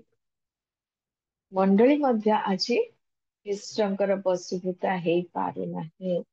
ଆଜି ଅନେକ ମଣ୍ଡଳୀ ଅଛି ଯୋଉ ମଣ୍ଡଳୀ ଗୁଡିକ ଖ୍ରୀଷ୍ଟଙ୍କ ବାକ୍ୟର ଅନୁମୋଦିତ ନୁହେଁ। ଯଦି କାଉନସିଲ ମିଟିଂ କିମ୍ବା ଯୋଉ annual meeting general body meeting ଏସବୁରେ ଯଦି ବସିବେ ଚର୍ଚ୍ଚର ଆଉ ସେଠି ଭୟଙ୍କର ଗଣ୍ଡଗୋଳ ପ୍ରତ୍ୟେକ ଜଣ ନିଜର କଥାକୁ ରଖିବା ପାଇଁ ସେଠି ଯୁଦ୍ଧ କରନ୍ତି।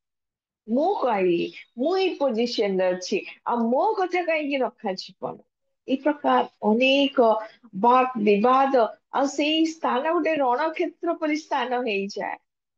କୋଉ କୋଉ ସ୍ଥାନରେ ତ ପୁରା ହାତାହାତି ମଧ୍ୟ ହେଇଯାଆନ୍ତି। ଅତି ଦୁଃଖକର ବିଷୟ ଅତି ଦୁଃଖକର ପରମେଶ୍ୱର ସେଇ ପ୍ରକାର ମଣ୍ଡଳୀକୁ ଗଢି ନାହାନ୍ତି କିମ୍ବା ମଣ୍ଡଳୀ ଉପରେ ସେ କୃଷରେ ଯୋଉ ରକ୍ତ ଦେଲେ ଏଥିପାଇଁ ସେ ଦେଇନାହାନ୍ତି ଯେ ତେମେ ପରସ୍ପର ଭିତରେ କାମୁଡା କାମୁଡିବ। ସେ ଦେଇଛନ୍ତି ଯେ ଖ୍ରୀଷ୍ଟଙ୍କର ବଶୀଭୂତ ହେବା ଏବଂ ବିଶ୍ୱାସୀ ମାନଙ୍କୁ ସେ ଖ୍ରୀଷ୍ଟଙ୍କ ପଥରେ ନେଇକି ପ୍ରଭୁ ଯୀଶୁ ଯୋଉ ରାସ୍ତା ଦେଖେଇଲେ ସେଇ ରାସ୍ତାରେ ନେଇକି ସ୍ୱର୍ଗ ରାଜ୍ୟରେ ପହଞ୍ଚେ। ଏଇଟା ହଉଛି ମଣ୍ଡଳୀର ମୂଳ କର୍ତ୍ତବ୍ୟ। ଆଉ ଏଇଠି ପାଉଲ କହୁଛନ୍ତି ମଣ୍ଡଳୀ ଯେପରି କଣ ଖ୍ରୀଷ୍ଟଙ୍କର ବଶୀଭୂତ ଆଉ ସେଥିପାଇଁ ପ୍ରତ୍ୟେକ ମଣ୍ଡଳୀର ନେତା ନେତ୍ରୀ ମାନଙ୍କୁ ବାକ୍ୟ ଅନୁମୋଦିତ ଜୀବନ କାଟିବାର ଅଛି। ଯଦି ଅନ୍ଧ ସେଥିପାଇଁ ବାକ୍ୟ କହେ ଅନ୍ଧ ଅନ୍ଧକୁ କେବେ ବାଟ ଦେଖେଇ ପାରିବ ନାହିଁ। ଆମେ ଯଦି ବାକ୍ୟ ବିଷୟରେ ଅନ୍ଧ ହେଇଥିବୁ ବାକ୍ୟର ଜ୍ଞାନ ନାହିଁ ପରମେଶ୍ୱର କୋଉ ପଥ ଦେଖେଇଛନ୍ତି ଆମେ ଯଦି ଜାଣିବୁ ନାହିଁ ନେତା କିମ୍ବା ନେତ୍ରୀ ଭାବରେ ଆମେ ଅନ୍ୟମାନଙ୍କୁ କୋଉ ପଥରେ ନବୁ ଆମେ ଉପଯୁକ୍ତ ପଥରେ ନେଇ ପାରିବୁ ନାହିଁ। ଆଉ ଏଇଠି ସେ କହନ୍ତି ଯେ ମଣ୍ଡଳୀ ଯେପରି ଈଶ୍ୱରଙ୍କର ବଶୀଭୂତ ଆଉ ପାଉଲ ଯେତେବେଳେ କରନ୍ତି ମଣ୍ଡଳୀକୁ ଲେଖୁଛନ୍ତି ଆଉ ସେଇ ସମୟରେ ସେ ମଣ୍ଡଳୀକୁ ଏକ ପୂର୍ଣ୍ଣ ଶରୀର ସହିତ ତୁଳନା କରୁଛନ୍ତି ଯୋଉ ଶରୀରର ମସ୍ତକ ହଉଛନ୍ତି ପ୍ରଭୁ ଯୀଶୁ ନିଜେ ଏବଂ ପ୍ରତ୍ୟେକ ବିଶ୍ୱାସୀ ସେମାନେ ଅଙ୍ଗ ପ୍ରତ୍ୟଙ୍ଗ ଅଟନ୍ତି। ଆଉ ଅଙ୍ଗ ପ୍ରତ୍ୟଙ୍ଗ ମାନେ ଶରୀରର ବଶୀଭୂତ ହେବାର ଆବଶ୍ୟକ। ଆପଣ ମାନେ ସମସ୍ତେ ଜାଣିଥିବେ ଯାହାର ମସ୍ତକ ଖରାପ ହେଇଯାଏ ବା ମୁଣ୍ଡ ଖରାପ ହେଇଯାଏ ବୋଲି କହନ୍ତି ଆଉ ସେ ଲୋକ କି ପ୍ରକାର ପାଗଳ ହେଇଯାଏ କାହିଁକି ନା ତାର ମସ୍ତକର କଥା ତାର ଅଙ୍ଗ ପ୍ରତ୍ୟଙ୍ଗ ମାନେ ମାନି ପାରୁନାହାନ୍ତି ଆଉ ସେ ମସ୍ତକ ମଧ୍ୟ ଠିକ ଡାଇରେକ୍ସନ ଦେଇ ପାରୁନାହିଁ ଯାହା ଫଳରେ କଣ ହୁଏ ଲୋକମାନେ ସେଇ ବ୍ୟକ୍ତିକୁ ପାଗଳ ବୋଲି କହନ୍ତି। ଆଉ ସେ ଯଦି ଆଗ୍ରେସିଭ ଥିବ କିଛି ନଷ୍ଟ କରୁଥିବ କି କାହାକୁ ମାରୁଥିବ ତେବେ ତାକୁ ଚେନ ରେ ବାନ୍ଧିକି ରଖିବେ ଯେମିତି ସେ କାହା ପ୍ରତି ବିପଦଜନକ ହବନି। ତେଣୁ ଗୋଟେ ସୁସ୍ଥ ମନୁଷ୍ୟ ହବା ପାଇଁ ଗୋଟେ ସୁସ୍ଥ ଶରୀର ପାଇବା ପାଇଁ ପ୍ରତ୍ୟେକଟି ଅଙ୍ଗ ପ୍ରତ୍ୟଙ୍ଗ ପରଫେକ୍ଟଲି କାର୍ଯ୍ୟ କରିବା ପାଇଁ କଣ ଆବଶ୍ୟକ ପ୍ରତ୍ୟେକ ଅଙ୍ଗ ପ୍ରତ୍ୟଙ୍ଗ ମସ୍ତିଷ୍କର ବୋଲ ମାନିବାର ଅଛି ତାର ଡାଇରେକ୍ସନ ତାର ସିଗ୍ନାଲ କୁ ମାନିବାର ଅଛି। ମନେ କରନ୍ତୁ ଗୋଡରେ ଗୋଟେ ମଶା ବସିଛି ଆଉ ମଶାଟି କାମୁଡୁଛି ଆପଣଙ୍କୁ ଫିଲ୍ ହଉଛି ଯେ ମଶା ଟା କାମୁଡୁଛି ମତେ ସେ ବ୍ଲଡ ସକ୍ କରୁଛି ଆଖି ଦେଖୁଛି ଯେତେବେଳେ କଷ୍ଟ ହଉଛି ଆଖି ଦେଖିଲା କଣଟା ବସିକି ମତେ କାମୁଡୁଛି କିନ୍ତୁ ହାତ କହିବ ମୁଁ ଷ୍ଟ୍ରାଇକ ରେ ଅଛି ଆଜି ମୁଁ କିଛି କାମ କରିବି ନାହିଁ। ସେ ମଶା ଟା ବସିକି ଆରାମ ସେ ରକ୍ତ ପିଉଥିବ ଆଉ ସେ ଲୋକଟା କଷ୍ଟ ପାଉଥିବ ଶରୀର କଷ୍ଟ ପାଉଥିବ କିନ୍ତୁ ହାତ ସେଠି କାର୍ଯ୍ୟ କରୁନାହିଁ ହାତ ମୁଣ୍ଡର କଥାକୁ ମାନୁନାହିଁ। ଠିକ ସେଇ ପ୍ରକାର ଅନେକ ସମୟରେ ପରିବାରରେ କଣ ଦେଖାଯାଉଛି? କଥା ନ ମାନିବା, ଅନାଜ୍ଞାବହତା। ସ୍ତ୍ରୀ ସ୍ୱାମୀର କଥା ମାନେ ନାହିଁ। ପିଲାମାନେ ବାପାଙ୍କର କଥା ମାନନ୍ତି ନାହିଁ। ତା ଫଳରେ କଣ ହବ? ଶରୀର ନିଷ୍ଠା ପାଇପାରିବ ନାହିଁ, ପରିବାର ନିଷ୍ଠା ପାଇପାରିବ ନାହିଁ, ପରିବାର ଆଗକୁ ବଢି ପାରିବ ନାହିଁ। ତ ମୋ ପଇସା ତୋ ପଇସା ଆଉ ଗୋଟେ ଭଲ ଖେଳ ହୁଏ ପରିବାର ମଧ୍ୟରେ। ଏଇଟା ମୁଁ କିଣିଛି, ଏଇଟା ମୁଁ ଆଣିଛି, ଏଇଟା ମୋ ପଇସାରେ କରିଛି। ଆଉ ଯୋଉଥିପାଇଁ ପରିବାରରେ ଡିଷ୍ଟର୍ବାନ୍ସ ଦେଖାଯାଏ। ପ୍ରିୟମାନେ, କେହି କାହାଠୁ ଅଧିକ ନାହିଁ। ପରମେଶ୍ୱର ପୁରୁଷ ସ୍ତ୍ରୀକୁ ଏକାଠି କଲେ ଏଥିପାଇଁ ସେମାନେ ଏକ ପରିବାର ଗଠନ କରିବେ। ଆଉ ସେଇ ପରିବାର କଣ ହବ? ଐଶ୍ୱର୍ଯ୍ୟ ପରିବାର ହବ। ଐଶ୍ୱର୍ଯ୍ୟ ସନ୍ତାନ ମାନଙ୍କୁ, ଅର୍ଥାତ ଈଶ୍ୱରଙ୍କ ନିମନ୍ତେ ସନ୍ତାନ ମାନଙ୍କୁ ସେ ପ୍ରଡ୍ୟୁସ କରିବ। ଏଇ ଅଭିପ୍ରାୟରେ ପରିବାର ପରମେଶ୍ୱର କରିଛନ୍ତି। କିନ୍ତୁ ଆଜିର ଖ୍ରୀଷ୍ଟୀୟ ପରିବାର ଈଶ୍ୱରଙ୍କର ସେଇ ଯୋଜନାକୁ ଗୁରୁତ୍ୱ ଦଉନାହିଁ। ଆଉ ପରସ୍ପର ଭିତରେ କାମୁଡା କାମୁଡି ହଉଛନ୍ତି, ମାରପିଟ ହଉଛନ୍ତି। ମୁଁ ବଡ ତୁ ବଡ, ନିଜକୁ ଉଚ୍ଚା ଦେଖେଇକି ଅନ୍ୟ ଜଣକୁ ନିଚା ଦେଖେଇବା ପାଇଁ, ପୁରୁଣା କଥା ସବୁ ଧରିକି ସେଟା ସବୁ ଧରିକି କଥା କହିବା ପାଇଁ, ଝଗଡା ହବା ପାଇଁ, ଏସବୁ ବିଷୟ ଦେଖାଯାଉଛି। ଅନେକ ସମୟରେ କମ୍ପାରିଜନ ଆସିଯାଏ। ସେ ସବୁ ଭଲ ନାହିଁ, ଭଲ ନାହିଁ।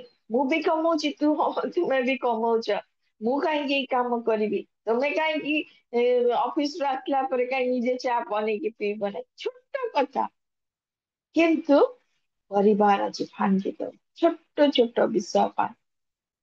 ଆଜି କମ୍ପ୍ରମାଇଜ ନାହିଁ, କେୟାର ନାହିଁ, ପରସ୍ପର ପ୍ରତି ଯତ୍ନ ନବା, ସବୁ ବିଷୟ ଦେଖା ଯାଇ ପାରୁନାହିଁ, ଯାହା ଫଳରେ ପରିବାର ଗୁଡିକ ଭାଙ୍ଗି ଯାଉଛି। ଘର ଭିତରେ କାହା ସାଙ୍ଗେ କମ୍ପିଟିସନ, ସେ ସ୍ଵାମୀ ତ ମୋର ଅଟେ, ସେ ସ୍ଵାମୀ ପାଇଁ ସ୍ତ୍ରୀ ତ ତାର ନିଜର ଅଟେ, ଆଉ ପରସ୍ପର ଭିତରେ କି କମ୍ପିଟିସନ?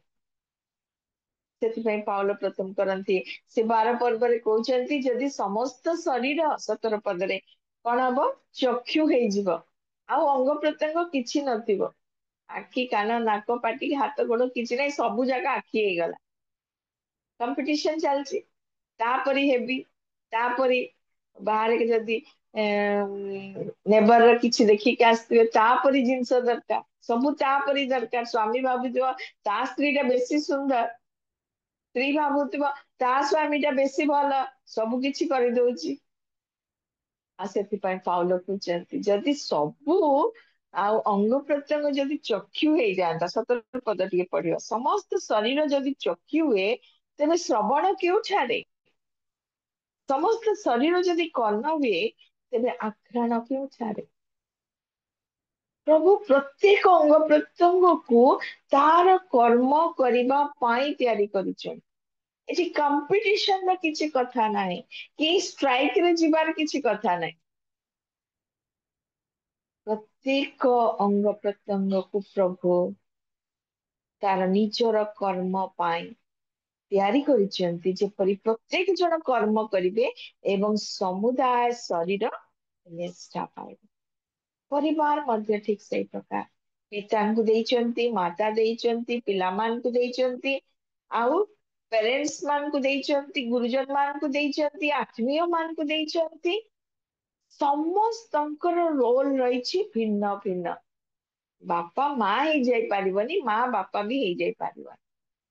ଅନେକ ବର୍ତ୍ତମାନ ସମୟରେ ସିଙ୍ଗଲ ପ୍ୟାରେଣ୍ଟସ୍, କିନ୍ତୁ ସେଇ ସ୍ଥାନରେ ଗୋଟେ ପିଲା ପାଇଁ ଉଭୟ ପିତା ମାତା ଦରକାର।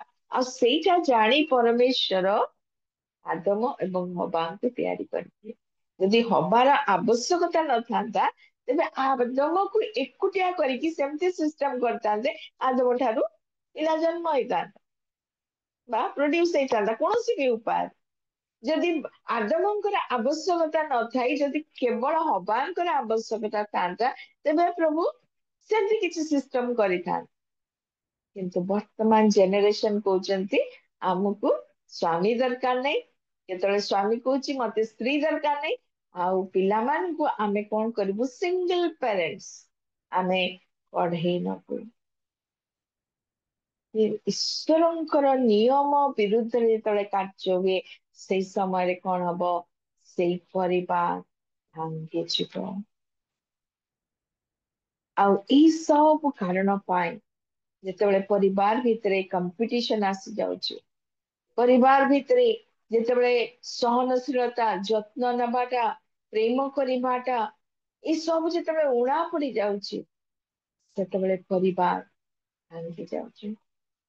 ଆଉ ଗୋଟେ ହଉଛି ପ୍ୟାରେଣ୍ଟସ ର ଇଣ୍ଟରଫେରେନ୍ସ, ଯୋଉଠି ପରମେଶ୍ୱର କହିଛନ୍ତି ଯେ ଯାହା ଈଶ୍ୱର ସଂଯୁକ୍ତ କରିଛନ୍ତି ମଣିଷ ତାକୁ ଭିନ୍ନ ନ। ଆଜିର ଜଗତରେ ସବୁଠାରୁ ବଡ ବାଧାର କାରଣ ଆଜି ପ୍ୟାରେଣ୍ଟସ ହଉଛନ୍ତି, ଝିଅର ପ୍ୟାରେଣ୍ଟସ, ପୁଅର ପ୍ୟାରେଣ୍ଟସ। ପ୍ୟାରେଣ୍ଟସ ପ୍ୟାରେଣ୍ଟସ ଭିତରେ ଯୁଦ୍ଧ, ଆଉ ସଫରର କିଏ, ବିବାହିତ ପୁରୁଷ ଏବଂ କନ୍ୟା। ଆଉ ବେଶୀ ସଫରର ହଉଛନ୍ତି ତାଙ୍କ ପିଲା। ଆଜି ଈଶ୍ୱରଙ୍କ ଇଚ୍ଛା ବୁଝି ତାକୁ କାର୍ଯ୍ୟକାରୀ କରେଇବା, ବା ଈଶ୍ୱରଙ୍କ ନିମନ୍ତେ ଏକ ଜେନେରେସନକୁ ପ୍ରସ୍ତୁତ କରିବା ପାଇଁ ଆଜି ଖ୍ରୀଷ୍ଟୀୟ ସମାଜ ବୁଝି ପାରୁନାହିଁ। ପ୍ରିୟମାନେ, ନିହାତି ଆଜି ସ୍ତ୍ରୀ ମାନେ ପୁରୁଷ ମାନଙ୍କର ବଶୀଭୂତ ହବାର ଆବଶ୍ୟକ। ବଶୀଭୂତର ଅର୍ଥ ନୁହଁ ସିଏ ତାକୁ ଗୋଡ ତଳେ ରଖିଥିବ ଆଉ ସବୁବେଳେ କୁଟୁଥିବ, ସେ କଥା ନୁହଁ। ବଶୀଭୂତର ଅର୍ଥ ହଉଛି ତାଙ୍କୁ ସମ୍ମାନ ଦେବା, ତାଙ୍କର ଆଜ୍ଞାକାରୀ ହେବା, ପ୍ରଭୁ ହବାକୁ ସହକାରିଣୀ କଲେ। ଆଦମ ଯୋଉ କାର୍ଯ୍ୟ କରିବ ହବା ତା ସହିତ ହାତ ଲଗେଇବ। ଆଜି ଯଦି ସ୍ୱାମୀର ଇନକମ କମ ହଉଛି, ତେବେ ସ୍ତ୍ରୀ କାର୍ଯ୍ୟ କରିକି ତା ସହିତ ହାତ ଯୋଡିବ ବା ସେ ସାହାଯ୍ୟରେ ଆସିବ, ଯେମିତି ପରିବାର ପାଇଁ ସେମାନେ ଇନକମ କରିବେ। ଏଠି ତୋ ପଇସା ମୋ ପଇସାର କଥା ନୁହଁ, ଏଠି ଆମର ଟଙ୍କା ବୋଲି କହିବାର ଅଛି, ଆମର ପରିବାର ପାଇଁ ଖର୍ଚ୍ଚ ହବାର ଅଛି। ମୁଁ ଅନେକ ପରିବାରରେ ଦେଖିଛି, ଆଉ ସ୍ୱାମୀ ସ୍ତ୍ରୀ ଯାଇଥିବେ କିଣିବା ପାଇଁ, ଆଉ ସେଇଠି କିଣିଥିବେ ଜିନିଷ, ସ୍ତ୍ରୀ ଅପେକ୍ଷା କରୁଥିବ ସ୍ୱାମୀ ପଇସା ବାହାର କରୁ, ଆଉ ସ୍ୱାମୀ ଅପେକ୍ଷା କରୁଥିବ ସ୍ତ୍ରୀ ପଇସା ବାହାର କରୁ। ଯେମିତିକା ପକେଟ ଭିନ୍ନ ଭିନ୍ନ, ଅନେକ ପରିବାର ଆଜି ପକେଟ ଭିନ୍ନ ଭିନ୍ନ। ଆଉ ଯାହା ଦ୍ଵାରା କଣ ହଉଛି ନା ଭଗ୍ନତା ଆସୁଛି। ପିଲାମାନେ ବି ବହୁତ ଚାଲାକ, ସେମାନେ ବାପାଠୁ ବି କହିବେ ଆଉ ମାଠୁ, ଦିଟା ପକେଟ, ତେଣୁ ଦି ଆଡୁ ସେମାନଙ୍କର ଇନକମ।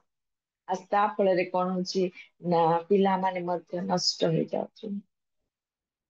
ପ୍ରିୟମାନେ, ପାଉଲ ଏଠି ଆମମାନଙ୍କୁ ଶିଖେଇବାକୁ ଚାହୁଁଛନ୍ତି, ଆମେ ଖ୍ରୀଷ୍ଟଙ୍କର ଯେ ପ୍ରକାର ବଶୀଭୂତ, ସେ ମସ୍ତକ ଅଟନ୍ତି।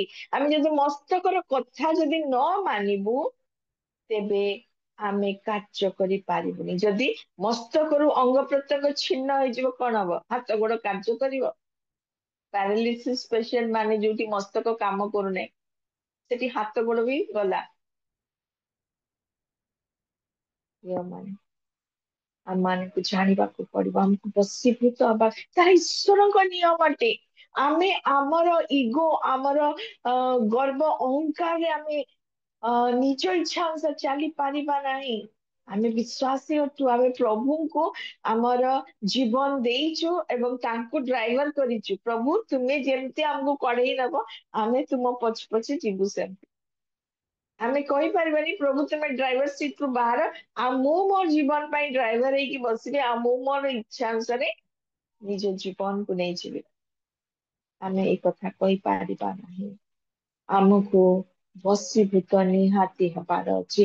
ଆଉ ପାଉଲ ଏଠି କହୁଛନ୍ତି ଖ୍ରୀଷ୍ଟ ଯେ ପ୍ରକାର ମଣ୍ଡଳୀର ମସ୍ତକ ଅଟନ୍ତି, ମଣ୍ଡଳୀ ଖ୍ରୀଷ୍ଟଙ୍କର ବଶୀଭୂତ ଅଟେ, ଠିକ ସେମିତି ସ୍ତ୍ରୀ ମାନେ ତୁମେ କଣ କର, ସ୍ୱାମୀ ମାନଙ୍କର ବଶୀଭୂତ ହୁଅ। ଗୋଟେ କ୍ୟାରେକ୍ଟର ଦେଖିବା ଅଳ୍ପ ସମୟ ଭିତରେ, ଆଉ ସେ କ୍ୟାରେକ୍ଟର ହଉଛି ଅବ୍ରାହମଙ୍କ ପରିବାର।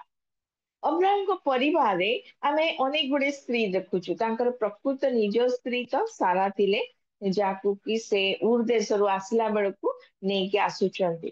12 ପର୍ବରେ ଆମେ ସେ କଥା ଦେଖୁଛୁ ଯେ ପରମେଶ୍ୱର ତାଙ୍କୁ କହୁଛନ୍ତି ତୁମେ ତୁମର ଜ୍ଞାତି କୁଟୁମ୍ବ ସବୁ କିଛି ତୁମେ ପରିତ୍ୟାଗ କର, ଆମେ ତୁମ ଯୋଉ ଦେଶକୁ ଦେଖେଇବା ସେଇ ଦେଶକୁ ତୁମେ ଯାଅ ବୋଲି। ଆଉ ସେ କଣ କରୁଛନ୍ତି, ନିଜର ସ୍ତ୍ରୀକୁ ଏବଂ ଭାଇର ପୁଅ ଲୋଟଙ୍କୁ ଧରିକି ସେ ଆସୁଛନ୍ତି। ଆସିବା ସମୟରେ ତାଙ୍କର ଗୋଟେ ସ୍ତ୍ରୀ, 3 ଜଣ ମାତ୍ର ସେମାନେ ବାହାରିକି ଆସୁଛନ୍ତି। କିନ୍ତୁ ପଥ ମଧ୍ୟରେ ଅବ୍ରାହମଙ୍କ ସହିତ ଅନେକ ଲୋକମାନେ ଜଡିତ ହେଇଛନ୍ତି, ଅନେକ ଲୋକ। କାହିଁକି ନା ଆଉ ହଉ ଆମମାନେ ଆଗକୁ ଯିବା। ତ ଅବ୍ରାହମଙ୍କ ଜୀବନରେ ଆମେ ଦେଖୁଛୁ ଆଉ ଗୋଟିଏ ସ୍ତ୍ରୀ ହାଗାରକୁ, ଯିଏକି ମିଶ୍ରିଆ ଥିଲେ। ଆଉ ହାଗାର ଙ୍କର ପୁତ୍ର ହେଲା ଇସ୍ମାଇଲ।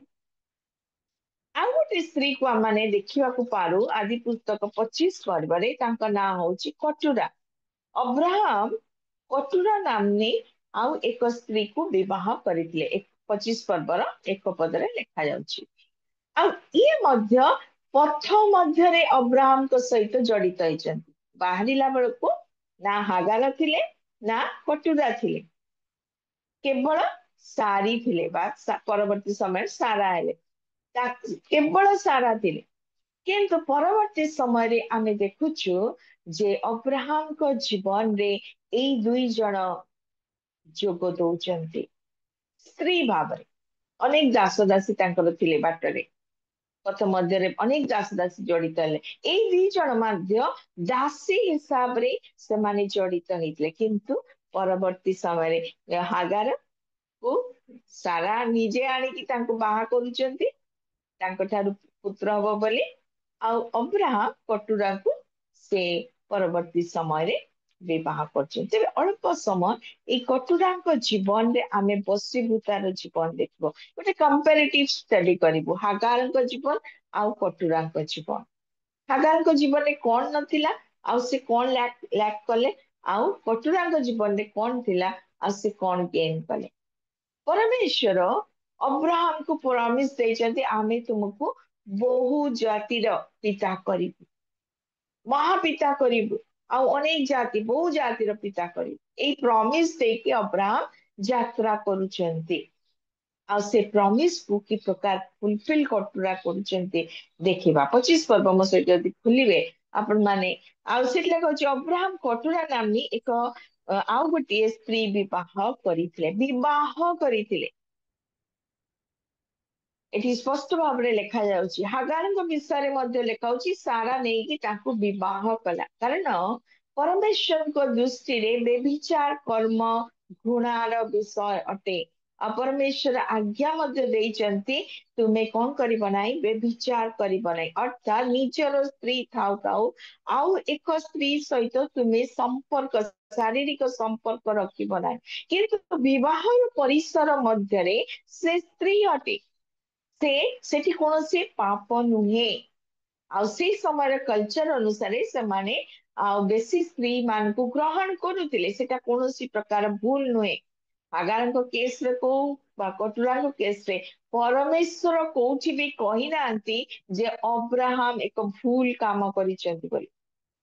ମଣିଷ ମାନେ ସେ କଥା କହିଥାନ୍ତି, କିନ୍ତୁ ପରମେଶ୍ୱରଙ୍କ ଦୃଷ୍ଟିରେ ଅବ୍ରାହମ ବିଶ୍ୱାସୀ ଥିଲେ। ଏଭ୍ରି ପୁସ୍ତକରେ ଆମେ ଦେଖୁଛୁ, ଆଉ ବିଶ୍ୱାସରେ ସେ ଧାର୍ମିକ ଗଣିତ ହେଲେ। ଜଣେ ଈଶ୍ୱରଙ୍କ ଦୃଷ୍ଟିରେ ପାପୀ ବା ବ୍ୟଭିଚାର କର୍ମରେ ଯିଏ ବ୍ୟକ୍ତି, ସେ କେବେ ବି ଧାର୍ମିକ ଗଣିତ ହବ ନାହିଁ। ତେଣୁ ଅବ୍ରାହମଙ୍କ ଜୀବନରେ ଏଇ 2 ଜଣଙ୍କର ଲେଡିଙ୍କର ଏଣ୍ଟର ଆମେ ଦେଖୁଛୁ। ତେବେ ଡିଫରେନ୍ସ କଣ ଥିଲା? ଆମେ ହାଗାରଙ୍କ ଜୀବନ ଯେତେବେଳେ ଦେଖୁଛୁ, ହାଗାରଙ୍କ ଜୀବନରେ ସେ ଆସିଲେ କେତେବେଳେ ନା, ଯେତେବେଳେ ସାରାଙ୍କର କୌଣସି ସନ୍ତାନ ହଉନାହିଁ, ସାରା ନିଃସନ୍ତାନ ଅଛନ୍ତି, ଆଉ ଅବ୍ରାହମଙ୍କ ପାଇଁ ଏକ ସନ୍ତାନର ଆବଶ୍ୟକ ଅଛି, ପ୍ରମିସ ରହିଛି। କିନ୍ତୁ 25 ବର୍ଷ 75 ବର୍ଷରେ ପ୍ରମିସ, 100 ବର୍ଷ ପାଖାପାଖି ହେଲାଣି, କଣ ନାହିଁ, ସନ୍ତାନ ନାହିଁ। ଆଉ ତା ମଧ୍ୟରେ ସାରା କହୁଛନ୍ତି, ଭାବୁଛନ୍ତି ଯେ ମୋ ଠାରୁ ନହେଲା ନାହିଁ, ମୁଁ ଏଇ ହାଗାରକୁ ବିବାହ କରିବି, ଆଉ ତା ଠାରୁ ଅବ୍ରାହମ ସନ୍ତାନ ପ୍ରାପ୍ତ ହେବେ। ଆଉ ସେ ଆଣିକି ବିବାହ କରୁଛି। ଆଉ ତା ଫଳରେ କଣ ହଉଛି ନା, ହାଗାର ନିଜକୁ ସେଇ ସ୍ଥାନ ସାରାଙ୍କର ସ୍ଥାନ ନେବା ପାଇଁ ସେ ଚେଷ୍ଟା କରୁଛି। ସାରା ହଉଛନ୍ତି ଫର୍ଷ୍ଟ ୱାଇଫ, ଯାହାଙ୍କର ସବୁ କିଛି ଆଧିପତ୍ୟ ଅଛି, ତାଙ୍କର ସ୍ଥାନ କେହି ବି ନେଇପାରିବ ନାହିଁ। କିନ୍ତୁ ହାଗାର ଚାହୁଁଛି ମୁଁ ସେଇ ସ୍ଥାନକୁ ନେବି, ଆଉ ସେଇ ସାରାଙ୍କୁ ତୁଚ୍ଛ ଜ୍ଞାନ କରୁଛି। କିନ୍ତୁ କଟୁରାଙ୍କ କେସରେ ଆମେ ସେ କଥା ଦେଖୁନାହୁଁ। ସେ ମଧ୍ୟ ଅବ୍ରାହମକୁ ବିବାହ କରିଥିଲେ। ତାଙ୍କ ଦ୍ୱାରା ଅବ୍ରାହମଙ୍କ ନିମନ୍ତେ 6ଟି ପୁତ୍ର ଜାତ ହେଇଥିଲା। କିନ୍ତୁ କେବେ ହେଲେ କଟୁରା ଇଚ୍ଛା କରୁନାହାନ୍ତି ଯେ ସାରାଙ୍କର ପୋଜିସନ ନେବା ପାଇଁ। ରାଦର ଯେତେବେଳେ ସାରା ମରି ଯାଉଛନ୍ତି, ମାତ୍ର 127 ଇୟର୍ସରେ ସାରା ମରିବାର କଥା କୁହାଯାଉଛି। ଆଉ ତାପରେ ଅବ୍ରାହମ 175 ବର୍ଷ ରେ ମଲେ। ଅର୍ଥାତ୍ ଗ୍ୟାପ ହଉଛି, ସାରାଙ୍କ ମରିବାର ଗ୍ୟାପ ହଉଛି 50 ଇୟର୍ସ। ଆଉ କଟୁରା ଏହି ସମୟରେ ସାରାଙ୍କୁ ସପୋର୍ଟ କରିଛନ୍ତି।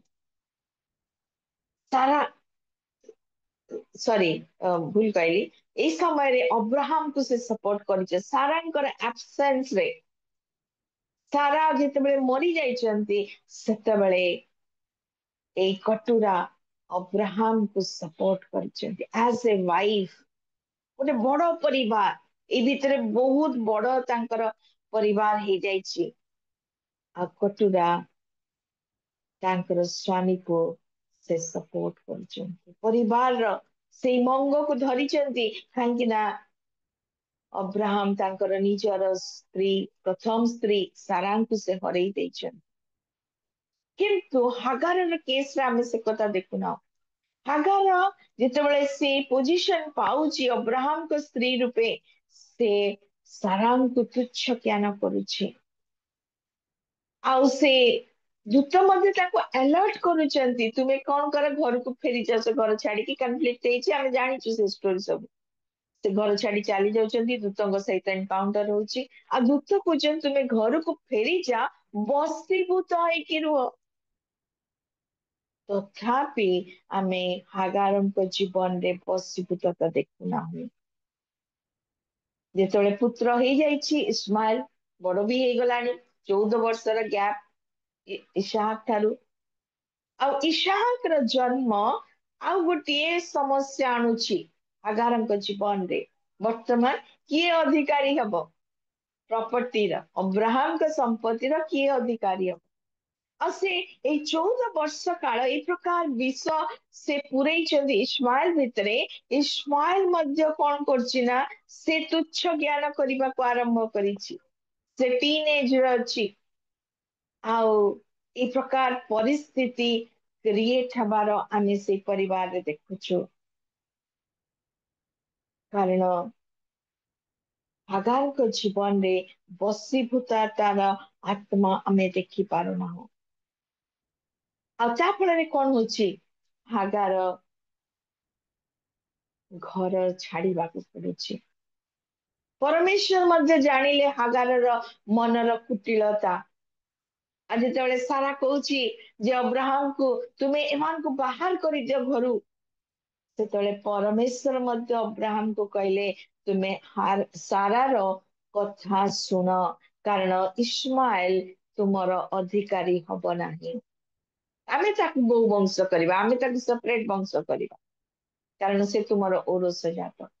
କିନ୍ତୁ ସେ ତୁମର ସମ୍ପତ୍ତିର ଅଧିକାରୀ ହବନି। ତୁମେ ସାରାର କଥା ଶୁଣ ବୋଲି ପରମେଶ୍ୱର ମଧ୍ୟ ଅବ୍ରାହମକୁ କହିଲେ। କାରଣ ହାଗାରଙ୍କ ଜୀବନରେ ସେଇ ବଶୀଭୂତତାର ଆତ୍ମା ନଥିଲା। ଆଉ ସେଥିପାଇଁ କଣ ହେଲା, ସେ ଅବ୍ରାହମଙ୍କ ଜୀବନରୁ ଚାଲିଯିବାକୁ ପଡିଲା। ଯୋଉ ଆଶୀର୍ବାଦ ଅବ୍ରାହମଙ୍କ ପାଇଁ ଥିଲା, ତାଙ୍କ ବଂଶଧର ପାଇଁ ଥିଲା, ସେଇ ଆଶୀର୍ବାଦକୁ ତାଙ୍କୁ ହରେଇବାକୁ ପଡିଲା। ଇସ୍ମାଇଲ ବିଷୟ ଲେଖା ହଉଛି ବନଗର୍ଦ୍ଧବ ହବ ବୋଲି। ଆଉ ତାର ବିରୁଦ୍ଧରେ ଖଡ୍ଗ ରହିବ, ସେ ଅନ୍ୟମାନଙ୍କ ବିରୁଦ୍ଧରେ ଖଡ୍ଗ ରହିବ। ଏଇ ପ୍ରକାର ବିଷୟ ତା ଜୀବନରେ ହବ ବୋଲି ପରମେଶ୍ୱର ଜଣେଇଥିଲେ। ଆଶୀର୍ବାଦ କ୍ୟାରି କରିପାରୁନାହିଁ। କିନ୍ତୁ କଟୁରାଙ୍କ ଜୀବନରେ ଆମେ ଦେଖୁଛୁ 25 ପର୍ବକୁ ଆସିଲେ ସେ ଅବ୍ରାହମଙ୍କ ପାଇଁ 6 ସନ୍ତାନ ଜନ୍ମ କରିଛି। 2 ପଦରେ ଯଦି ଦେଖିବେ, ସେ ତାଙ୍କ ନିମନ୍ତେ ସିମ୍ରାମ सॉरी, सिमरन, जक्सन, मदान, मिदियोन, जकबक और सुह, ए 6टी पुत्र को आउ से जन्म देला। आ सेମାନଙ୍କ वंश कथा ମଧ୍ୟ ଲେଖା ଯାଉଛି ତାପରେ ପରେ।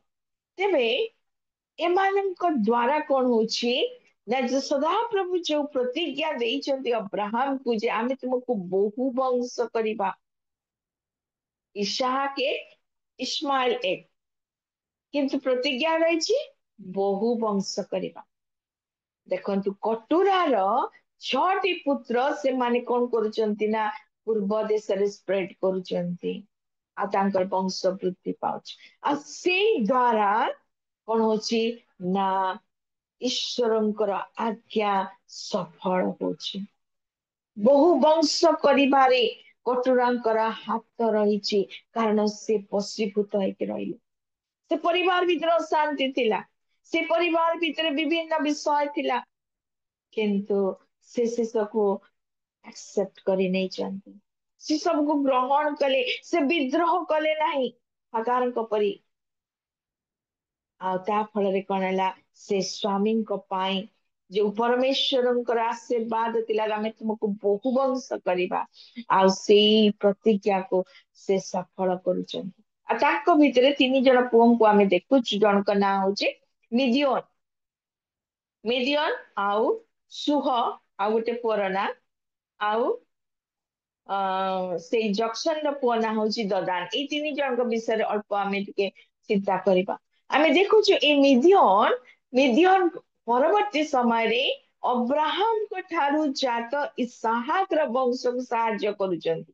ମୂଷାଙ୍କର ସମୟକୁ ଯଦି ଚାଲିଯିବା, ମୂଷା ଯେତେବେଳକୁ ମିଶ୍ରୀୟ ଲୋକକୁ ମାରିଛନ୍ତି, ଆଉ ଭୟରେ ସେ କଣ କରୁଛନ୍ତି ନା ମିଦିଓନ ଦେଶକୁ ଚାଲି ଯାଉଛନ୍ତି। ଏଇ ମିଦିଓନ ଦେଶ ଯୋଉ ବଂଶ କଟୁରା ଠାରୁ ହିଁ ଜାତ ହେଇକି ସେଠି ସ୍ପ୍ରେଡ କରିଛି, ସେଇ ମିଦିଓନକୁ ଯାଉଛନ୍ତି, ଆଉ ଜିଥ୍ରୋ ନାମକ ଯାଜକଙ୍କ ଘରେ ସେ ସେଲ୍ଟର ପାଉଛନ୍ତି, ଆଶ୍ରୟ ପାଉଛନ୍ତି। ଆଉ 40 years ସେ ମିଦିଓନର ଯାଜକର ସେବା କଲେ, ଆଉ ସେଇ ମିଦିଓନୀୟ ପ୍ରାନ୍ତରରେ ପରମେଶ୍ୱର ମୂଷାଙ୍କୁ ପ୍ରିପେୟାର କଲେ ଯେ ଇସ୍ରାଏଲ ଲୋକମାନଙ୍କୁ ମିଶରରୁ କାଢି ନେବା ପାଇଁ। ଦେଖନ୍ତୁ ଈଶ୍ୱରଙ୍କର ଯୋଜନା, ଆଉ କଟୁରା ସେ ସବୁ ଈଶ୍ୱରଙ୍କ ଯୋଜନାରେ କି ପ୍ରକାର ସେ ସାଥ ଦଉଛି, କାରଣ ସେ ବଶୀଭୂତ ଥିଲା ଅବ୍ରାହମଙ୍କର। ଆଉ ସେଠି ଆମେ ଦେଖୁଛୁ ମିଦିଓନ ଆଉ ଝିଅକୁ ମଧ୍ୟ, ଆଉ ସିପୋରା ତା ନାଁ ଥିଲା, ଆଉ ମୂଷା ବିବାହ କରୁଛନ୍ତି, ଆଉ ତାଙ୍କର ପୁତ୍ର, ତାଙ୍କର ବଂଶ ବଢୁଛି ଗେର୍ଶମ। ମିଦିଓନର ରୋଲ ଦେଖୁଛୁ ଆମେ। ଆଉ ଗୋଟିଏ ପୁଅର ନାଁ ହଉଛି ସୁହ। ଆୟୁବଙ୍କର ଇଏକୁ ଯିବା, ତାଙ୍କର 3ଟା ସାଙ୍ଗ ତାଙ୍କୁ ସାନ୍ତ୍ୱନା ଦେବା ପାଇଁ ଆସିଲେ, ଆଉ ସେଇ 3ଟା ସାଙ୍ଗ ଭିତରେ ଜଣଙ୍କ ନାଁ ହଉଛି ସୁହିୟ ବିଲ୍ଡର, ଆଉ ସେଠି ଲେଖା ହଉଛି ସୁହିୟ ବିଲ୍ଡର, ଆଉ ସେ ହଉଛନ୍ତି ଏଇ ସ୍ଥାନର ଲୋକ, ଏଇ କଟୁରାର ପୁଅର ବଂଶଧର ଅଟନ୍ତି, ଯିଏକି ସେ ଆସିଥିଲେ ଆୟୁବଙ୍କୁ ସାନ୍ତ୍ୱନା ଦେବା ପାଇଁ। ଦଦାନ ବିଷୟରେ ଲେଖା ଯାଉଛି, ଏଇ ଦଦାନ ଆରବ, ଆଜିର ଆରବ ହଉଛି ଦଦାନ, ଆରବୀୟ ମାନେ, ଆଉ ସେମାନେ ମଧ୍ୟ ଆଜି ମଧ୍ୟ ଏଇ ହାମାସର କନଫ୍ଲିକ୍ଟ ପୂର୍ବ ପର୍ଯ୍ୟନ୍ତ, ଆଉ ଆରବ କଣ୍ଟ୍ରି ଇସ୍ରାଏଲର ସପୋର୍ଟରେ ଥିଲେ ସବୁ ବିଷୟରେ, ମାନେ ସେମାନେ ସୁନ୍ନି ମୁସଲିମ୍ସ। ଏଇ କନଫ୍ଲିକ୍ଟ ଯୋଗୁ ଆଜି ଆରବ ଇସ୍ରାଏଲ ଠାରୁ ବିଭକ୍ତ ହେଇଛି। ଏଇ ଦଦାନୀୟ ମାନେ ଦିନ ଆସିବ ଯେତେବେଳେ ଇସ୍ରାଏଲ ଲୋକମାନଙ୍କୁ ପୁନର୍ବାର ସାହାଯ୍ୟ କରିବେ। ଯିଶାୟା 21 ପର୍ବରେ ଆପଣ ମାନେ ସେ କଥା ପାଇବାକୁ ପାରିବେ। ଆଉ ସେଇ ପ୍ରଫେସି ରହିଛି, ମୁଁ ଟିକେ ପଢିଦବା ପାଇଁ ଚାହୁଁଛି 21ର 13 ପଦ। ଆରବ ବିଷୟକ ଭାରୋକ୍ତି, ହେ ଦଦାନୀୟ ପଥିକ ଦଳ, ତୁମେ ମାନେ ଆରବର ବନ ମଧ୍ୟରେ ରାତ୍ରି ଯାପନ କରିବ। ଯେଉଁ ଜନ ତୃଷିତ ଥିଲା ସେମାନେ ତାହା ନିକଟକୁ ଜଳ ଆଣିଲେ, ଏମାନେ ପୁନର୍ବାର ସେମାନେ ସାହାଯ୍ୟ କରିବେ। ଏମାନେ ସବୁ ସମୟରେ ଇସ୍ରାଏଲକୁ ସାହାଯ୍ୟ କରି ଆସିଛନ୍ତି। ତେଣୁ କେତେ ସୁନ୍ଦର ଦେଖନ୍ତୁ, କଟୁରାର ବଶୀଭୂତ ଜୀବନ, ଆଉ ସେ କଣ କରୁଛି, ବଂଶ ପରେ ବଂଶ ସେ ଇସ୍ରାଏଲ ସନ୍ତାନ ମାନଙ୍କର ଉପକାରରେ ଆସୁଛି, ଅବ୍ରାହମଙ୍କ ସନ୍ତାନ ମାନଙ୍କର ଉପକାରରେ ଆସୁଛି। ଶିବା ଦେଶର ରାଣୀ କଥା ଆମେ ଜାଣିଛୁ। ଆଉ ଗୋଟେ ପୁଅର ନାଁ ହଉଛି ଶିବା, ଜକ୍ସନର ପୁଅ ନା। ଆଉ ଶିବା ଦେଶରୁ ରାଣୀ ସେ ଆସୁଛନ୍ତି। ତେବେ ଏଇ ସବୁ ବିଷୟ ଆମେ କଟୁରାଙ୍କ ଜୀବନରେ ଯେତେବେଳେ ଦେଖୁଛୁ, ମୁଁ ସାରିଦେବି। ଆଉ ସେ ଅବ୍ରାହମଙ୍କର ବଂଶକୁ ବଢେଇବା ପାଇଁ ଚାହିଁଲେ, ଆଉ ସେଥିପାଇଁ ସେ ବଶୀଭୂତ ହେଲେ। ତାଙ୍କର ବଶୀଭୂତ ଜୀବନ, ସେ ହାଗାର ପରି ସେ ସାରାଙ୍କର ଅଧିକାରକୁ ନେବା ପାଇଁ ଚାହିଁଲେ ନାହିଁ। ସେ ପୋଜିସନ ମାଗିଲେ ନାହିଁ, ସେ ପ୍ରପର୍ଟି ମାଗିଲେ ନାହିଁ। ସେ କେବଳ ବଶୀଭୂତ ହେଲେ, ନିଜର ସ୍ୱାମୀଙ୍କୁ କମ୍ଫର୍ଟ ଦେଖିଲେ, ତାଙ୍କର ଏକୁଟିଆ ଜୀବନରେ ସେ ସାହାରା ବନିଲେ। ଆଉ ଯାହା ଫଳରେ ତାଙ୍କର ପରିବାର ବା ତାଙ୍କର ପୁତ୍ର ମାନେ ପୂର୍ବ ଦେଶରେ ସେମାନେ ବସତି କଲେ। ଅବ୍ରାହମ ହିଁ ତାଙ୍କୁ ସେଇ ପୂର୍ବ ଦେଶରେ ରହିବା ପାଇଁ ଦେଲେ। 6 ପଦ ଲେଖା ହଉଛି 25 ପର୍ବର। ମାତ୍ର ଅବ୍ରାହମ ଉପପତ୍ନୀ ମାନଙ୍କ ସନ୍ତାନ ଗଣକୁ କିଛି କିଛି ଦେଇ ଆପଣା ଜୀବ ବସାରେ ଇସାହାକ ନିକଟରୁ ସେମାନଙ୍କୁ ପୂର୍ବ ଦେଶସ୍ଥ ଦେଶରେ ରହିବାକୁ ବିଦାୟ ଦେଲେ। କେତେ ବଡ କାମ କରୁଛନ୍ତି, ଯେମିତି ଭବିଷ୍ୟତ କାଳରେ କନଫ୍ଲିକ୍ଟ ନ ହବ ସେଥିପାଇଁ ସେପାରେଟ କରିଦଉଛନ୍ତି। ଆଉ ଏମାନେ ଆଜି ପର୍ଯ୍ୟନ୍ତ ସେମାନେ ସେଇ ସ୍ଥାନ ମାନଙ୍କରେ ବାସ କରୁଛନ୍ତି। ଯଦ୍ୟପି ବର୍ତ୍ତମାନ ସମୟରେ ଏଇ ଦେଶ ଗୁଡିକ ମୁସଲମାନ କଣ୍ଟ୍ରି, କିନ୍ତୁ ଦିନ ଆସିବ ପରମେଶ୍ୱର ଏଇ ସମସ୍ତ ଜାତିକୁ ତାଙ୍କର ପରିଚୟ ଦେବେ। ଏମାନେ ପୁନର୍ବାର ପରମେଶ୍ୱରଙ୍କର ଆରାଧନା କରିବେ ଏବଂ ଇସ୍ରାଏଲର ଆଶୀର୍ବାଦର ଅଂଶୀ ହେବେ। ତେଣୁ ପ୍ରଭୁ ଆଜି ଆମମାନଙ୍କୁ କଟୁରାର ଜୀବନ ଦେଇକି କହୁଛନ୍ତି ଯେ ଆମେ ସ୍ୱାମୀ ମାନଙ୍କର ବଶୀଭୂତ ହବା। ତେବେ ଯାହା ପରମେଶ୍ୱର ପରିବାର ପାଇଁ ଆଶୀର୍ବାଦ ରଖିଛନ୍ତି, ତାହା ଜେନେରେସନ ଟୁ ଜେନେରେସନ ପାସ୍ କରିପାରିବ। ପ୍ରଭୁ ସମସ୍ତଙ୍କୁ ଆଶୀର୍ବାଦ କରନ୍ତୁ। ଟିକେ ଅଧିକ ସମୟ ହେଇଛି ବୋଲି ମୁଁ କ୍ଷମା ମାଗୁଛି। ମତେ ନିଶ୍ଚିତ ଭାବରେ ଆପଣ ମାନେ କ୍ଷମା କରିବେ। ଧନ୍ୟବାଦ।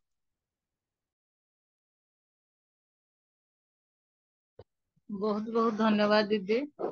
ଅତି ସୁନ୍ଦର ବାକ୍ୟ ଥିଲା। କିଭଳି ଆଉ ଆମେ ବଶୀଭୂତ ହେବା, ସ୍ୱାମୀ ମାନଙ୍କର ସ୍ତ୍ରୀ ମାନେ କିଭଳି ବଶୀଭୂତ ହେବା, ସେ ବିଷୟକୁ ନେଇ ଆପଣ ପ୍ରାଞ୍ଜଳ ଭାବରେ ଆମମାନଙ୍କୁ ପୁଙ୍ଖାନୁପୁଙ୍ଖ ଭାବରେ ସୁନ୍ଦର ଶିକ୍ଷା ପରାମର୍ଶ ବାକ୍ୟ ଦେଇଅଛନ୍ତି। ସେଥିପାଇଁ ପ୍ରଭୁ ଆପଣଙ୍କୁ, ଆପଣଙ୍କ ପରିବାରକୁ ସେବା କାର୍ଯ୍ୟରେ ବହୁଳ ବହୁଳ ଭାବରେ ଆଶୀର୍ବାଦ କରନ୍ତୁ।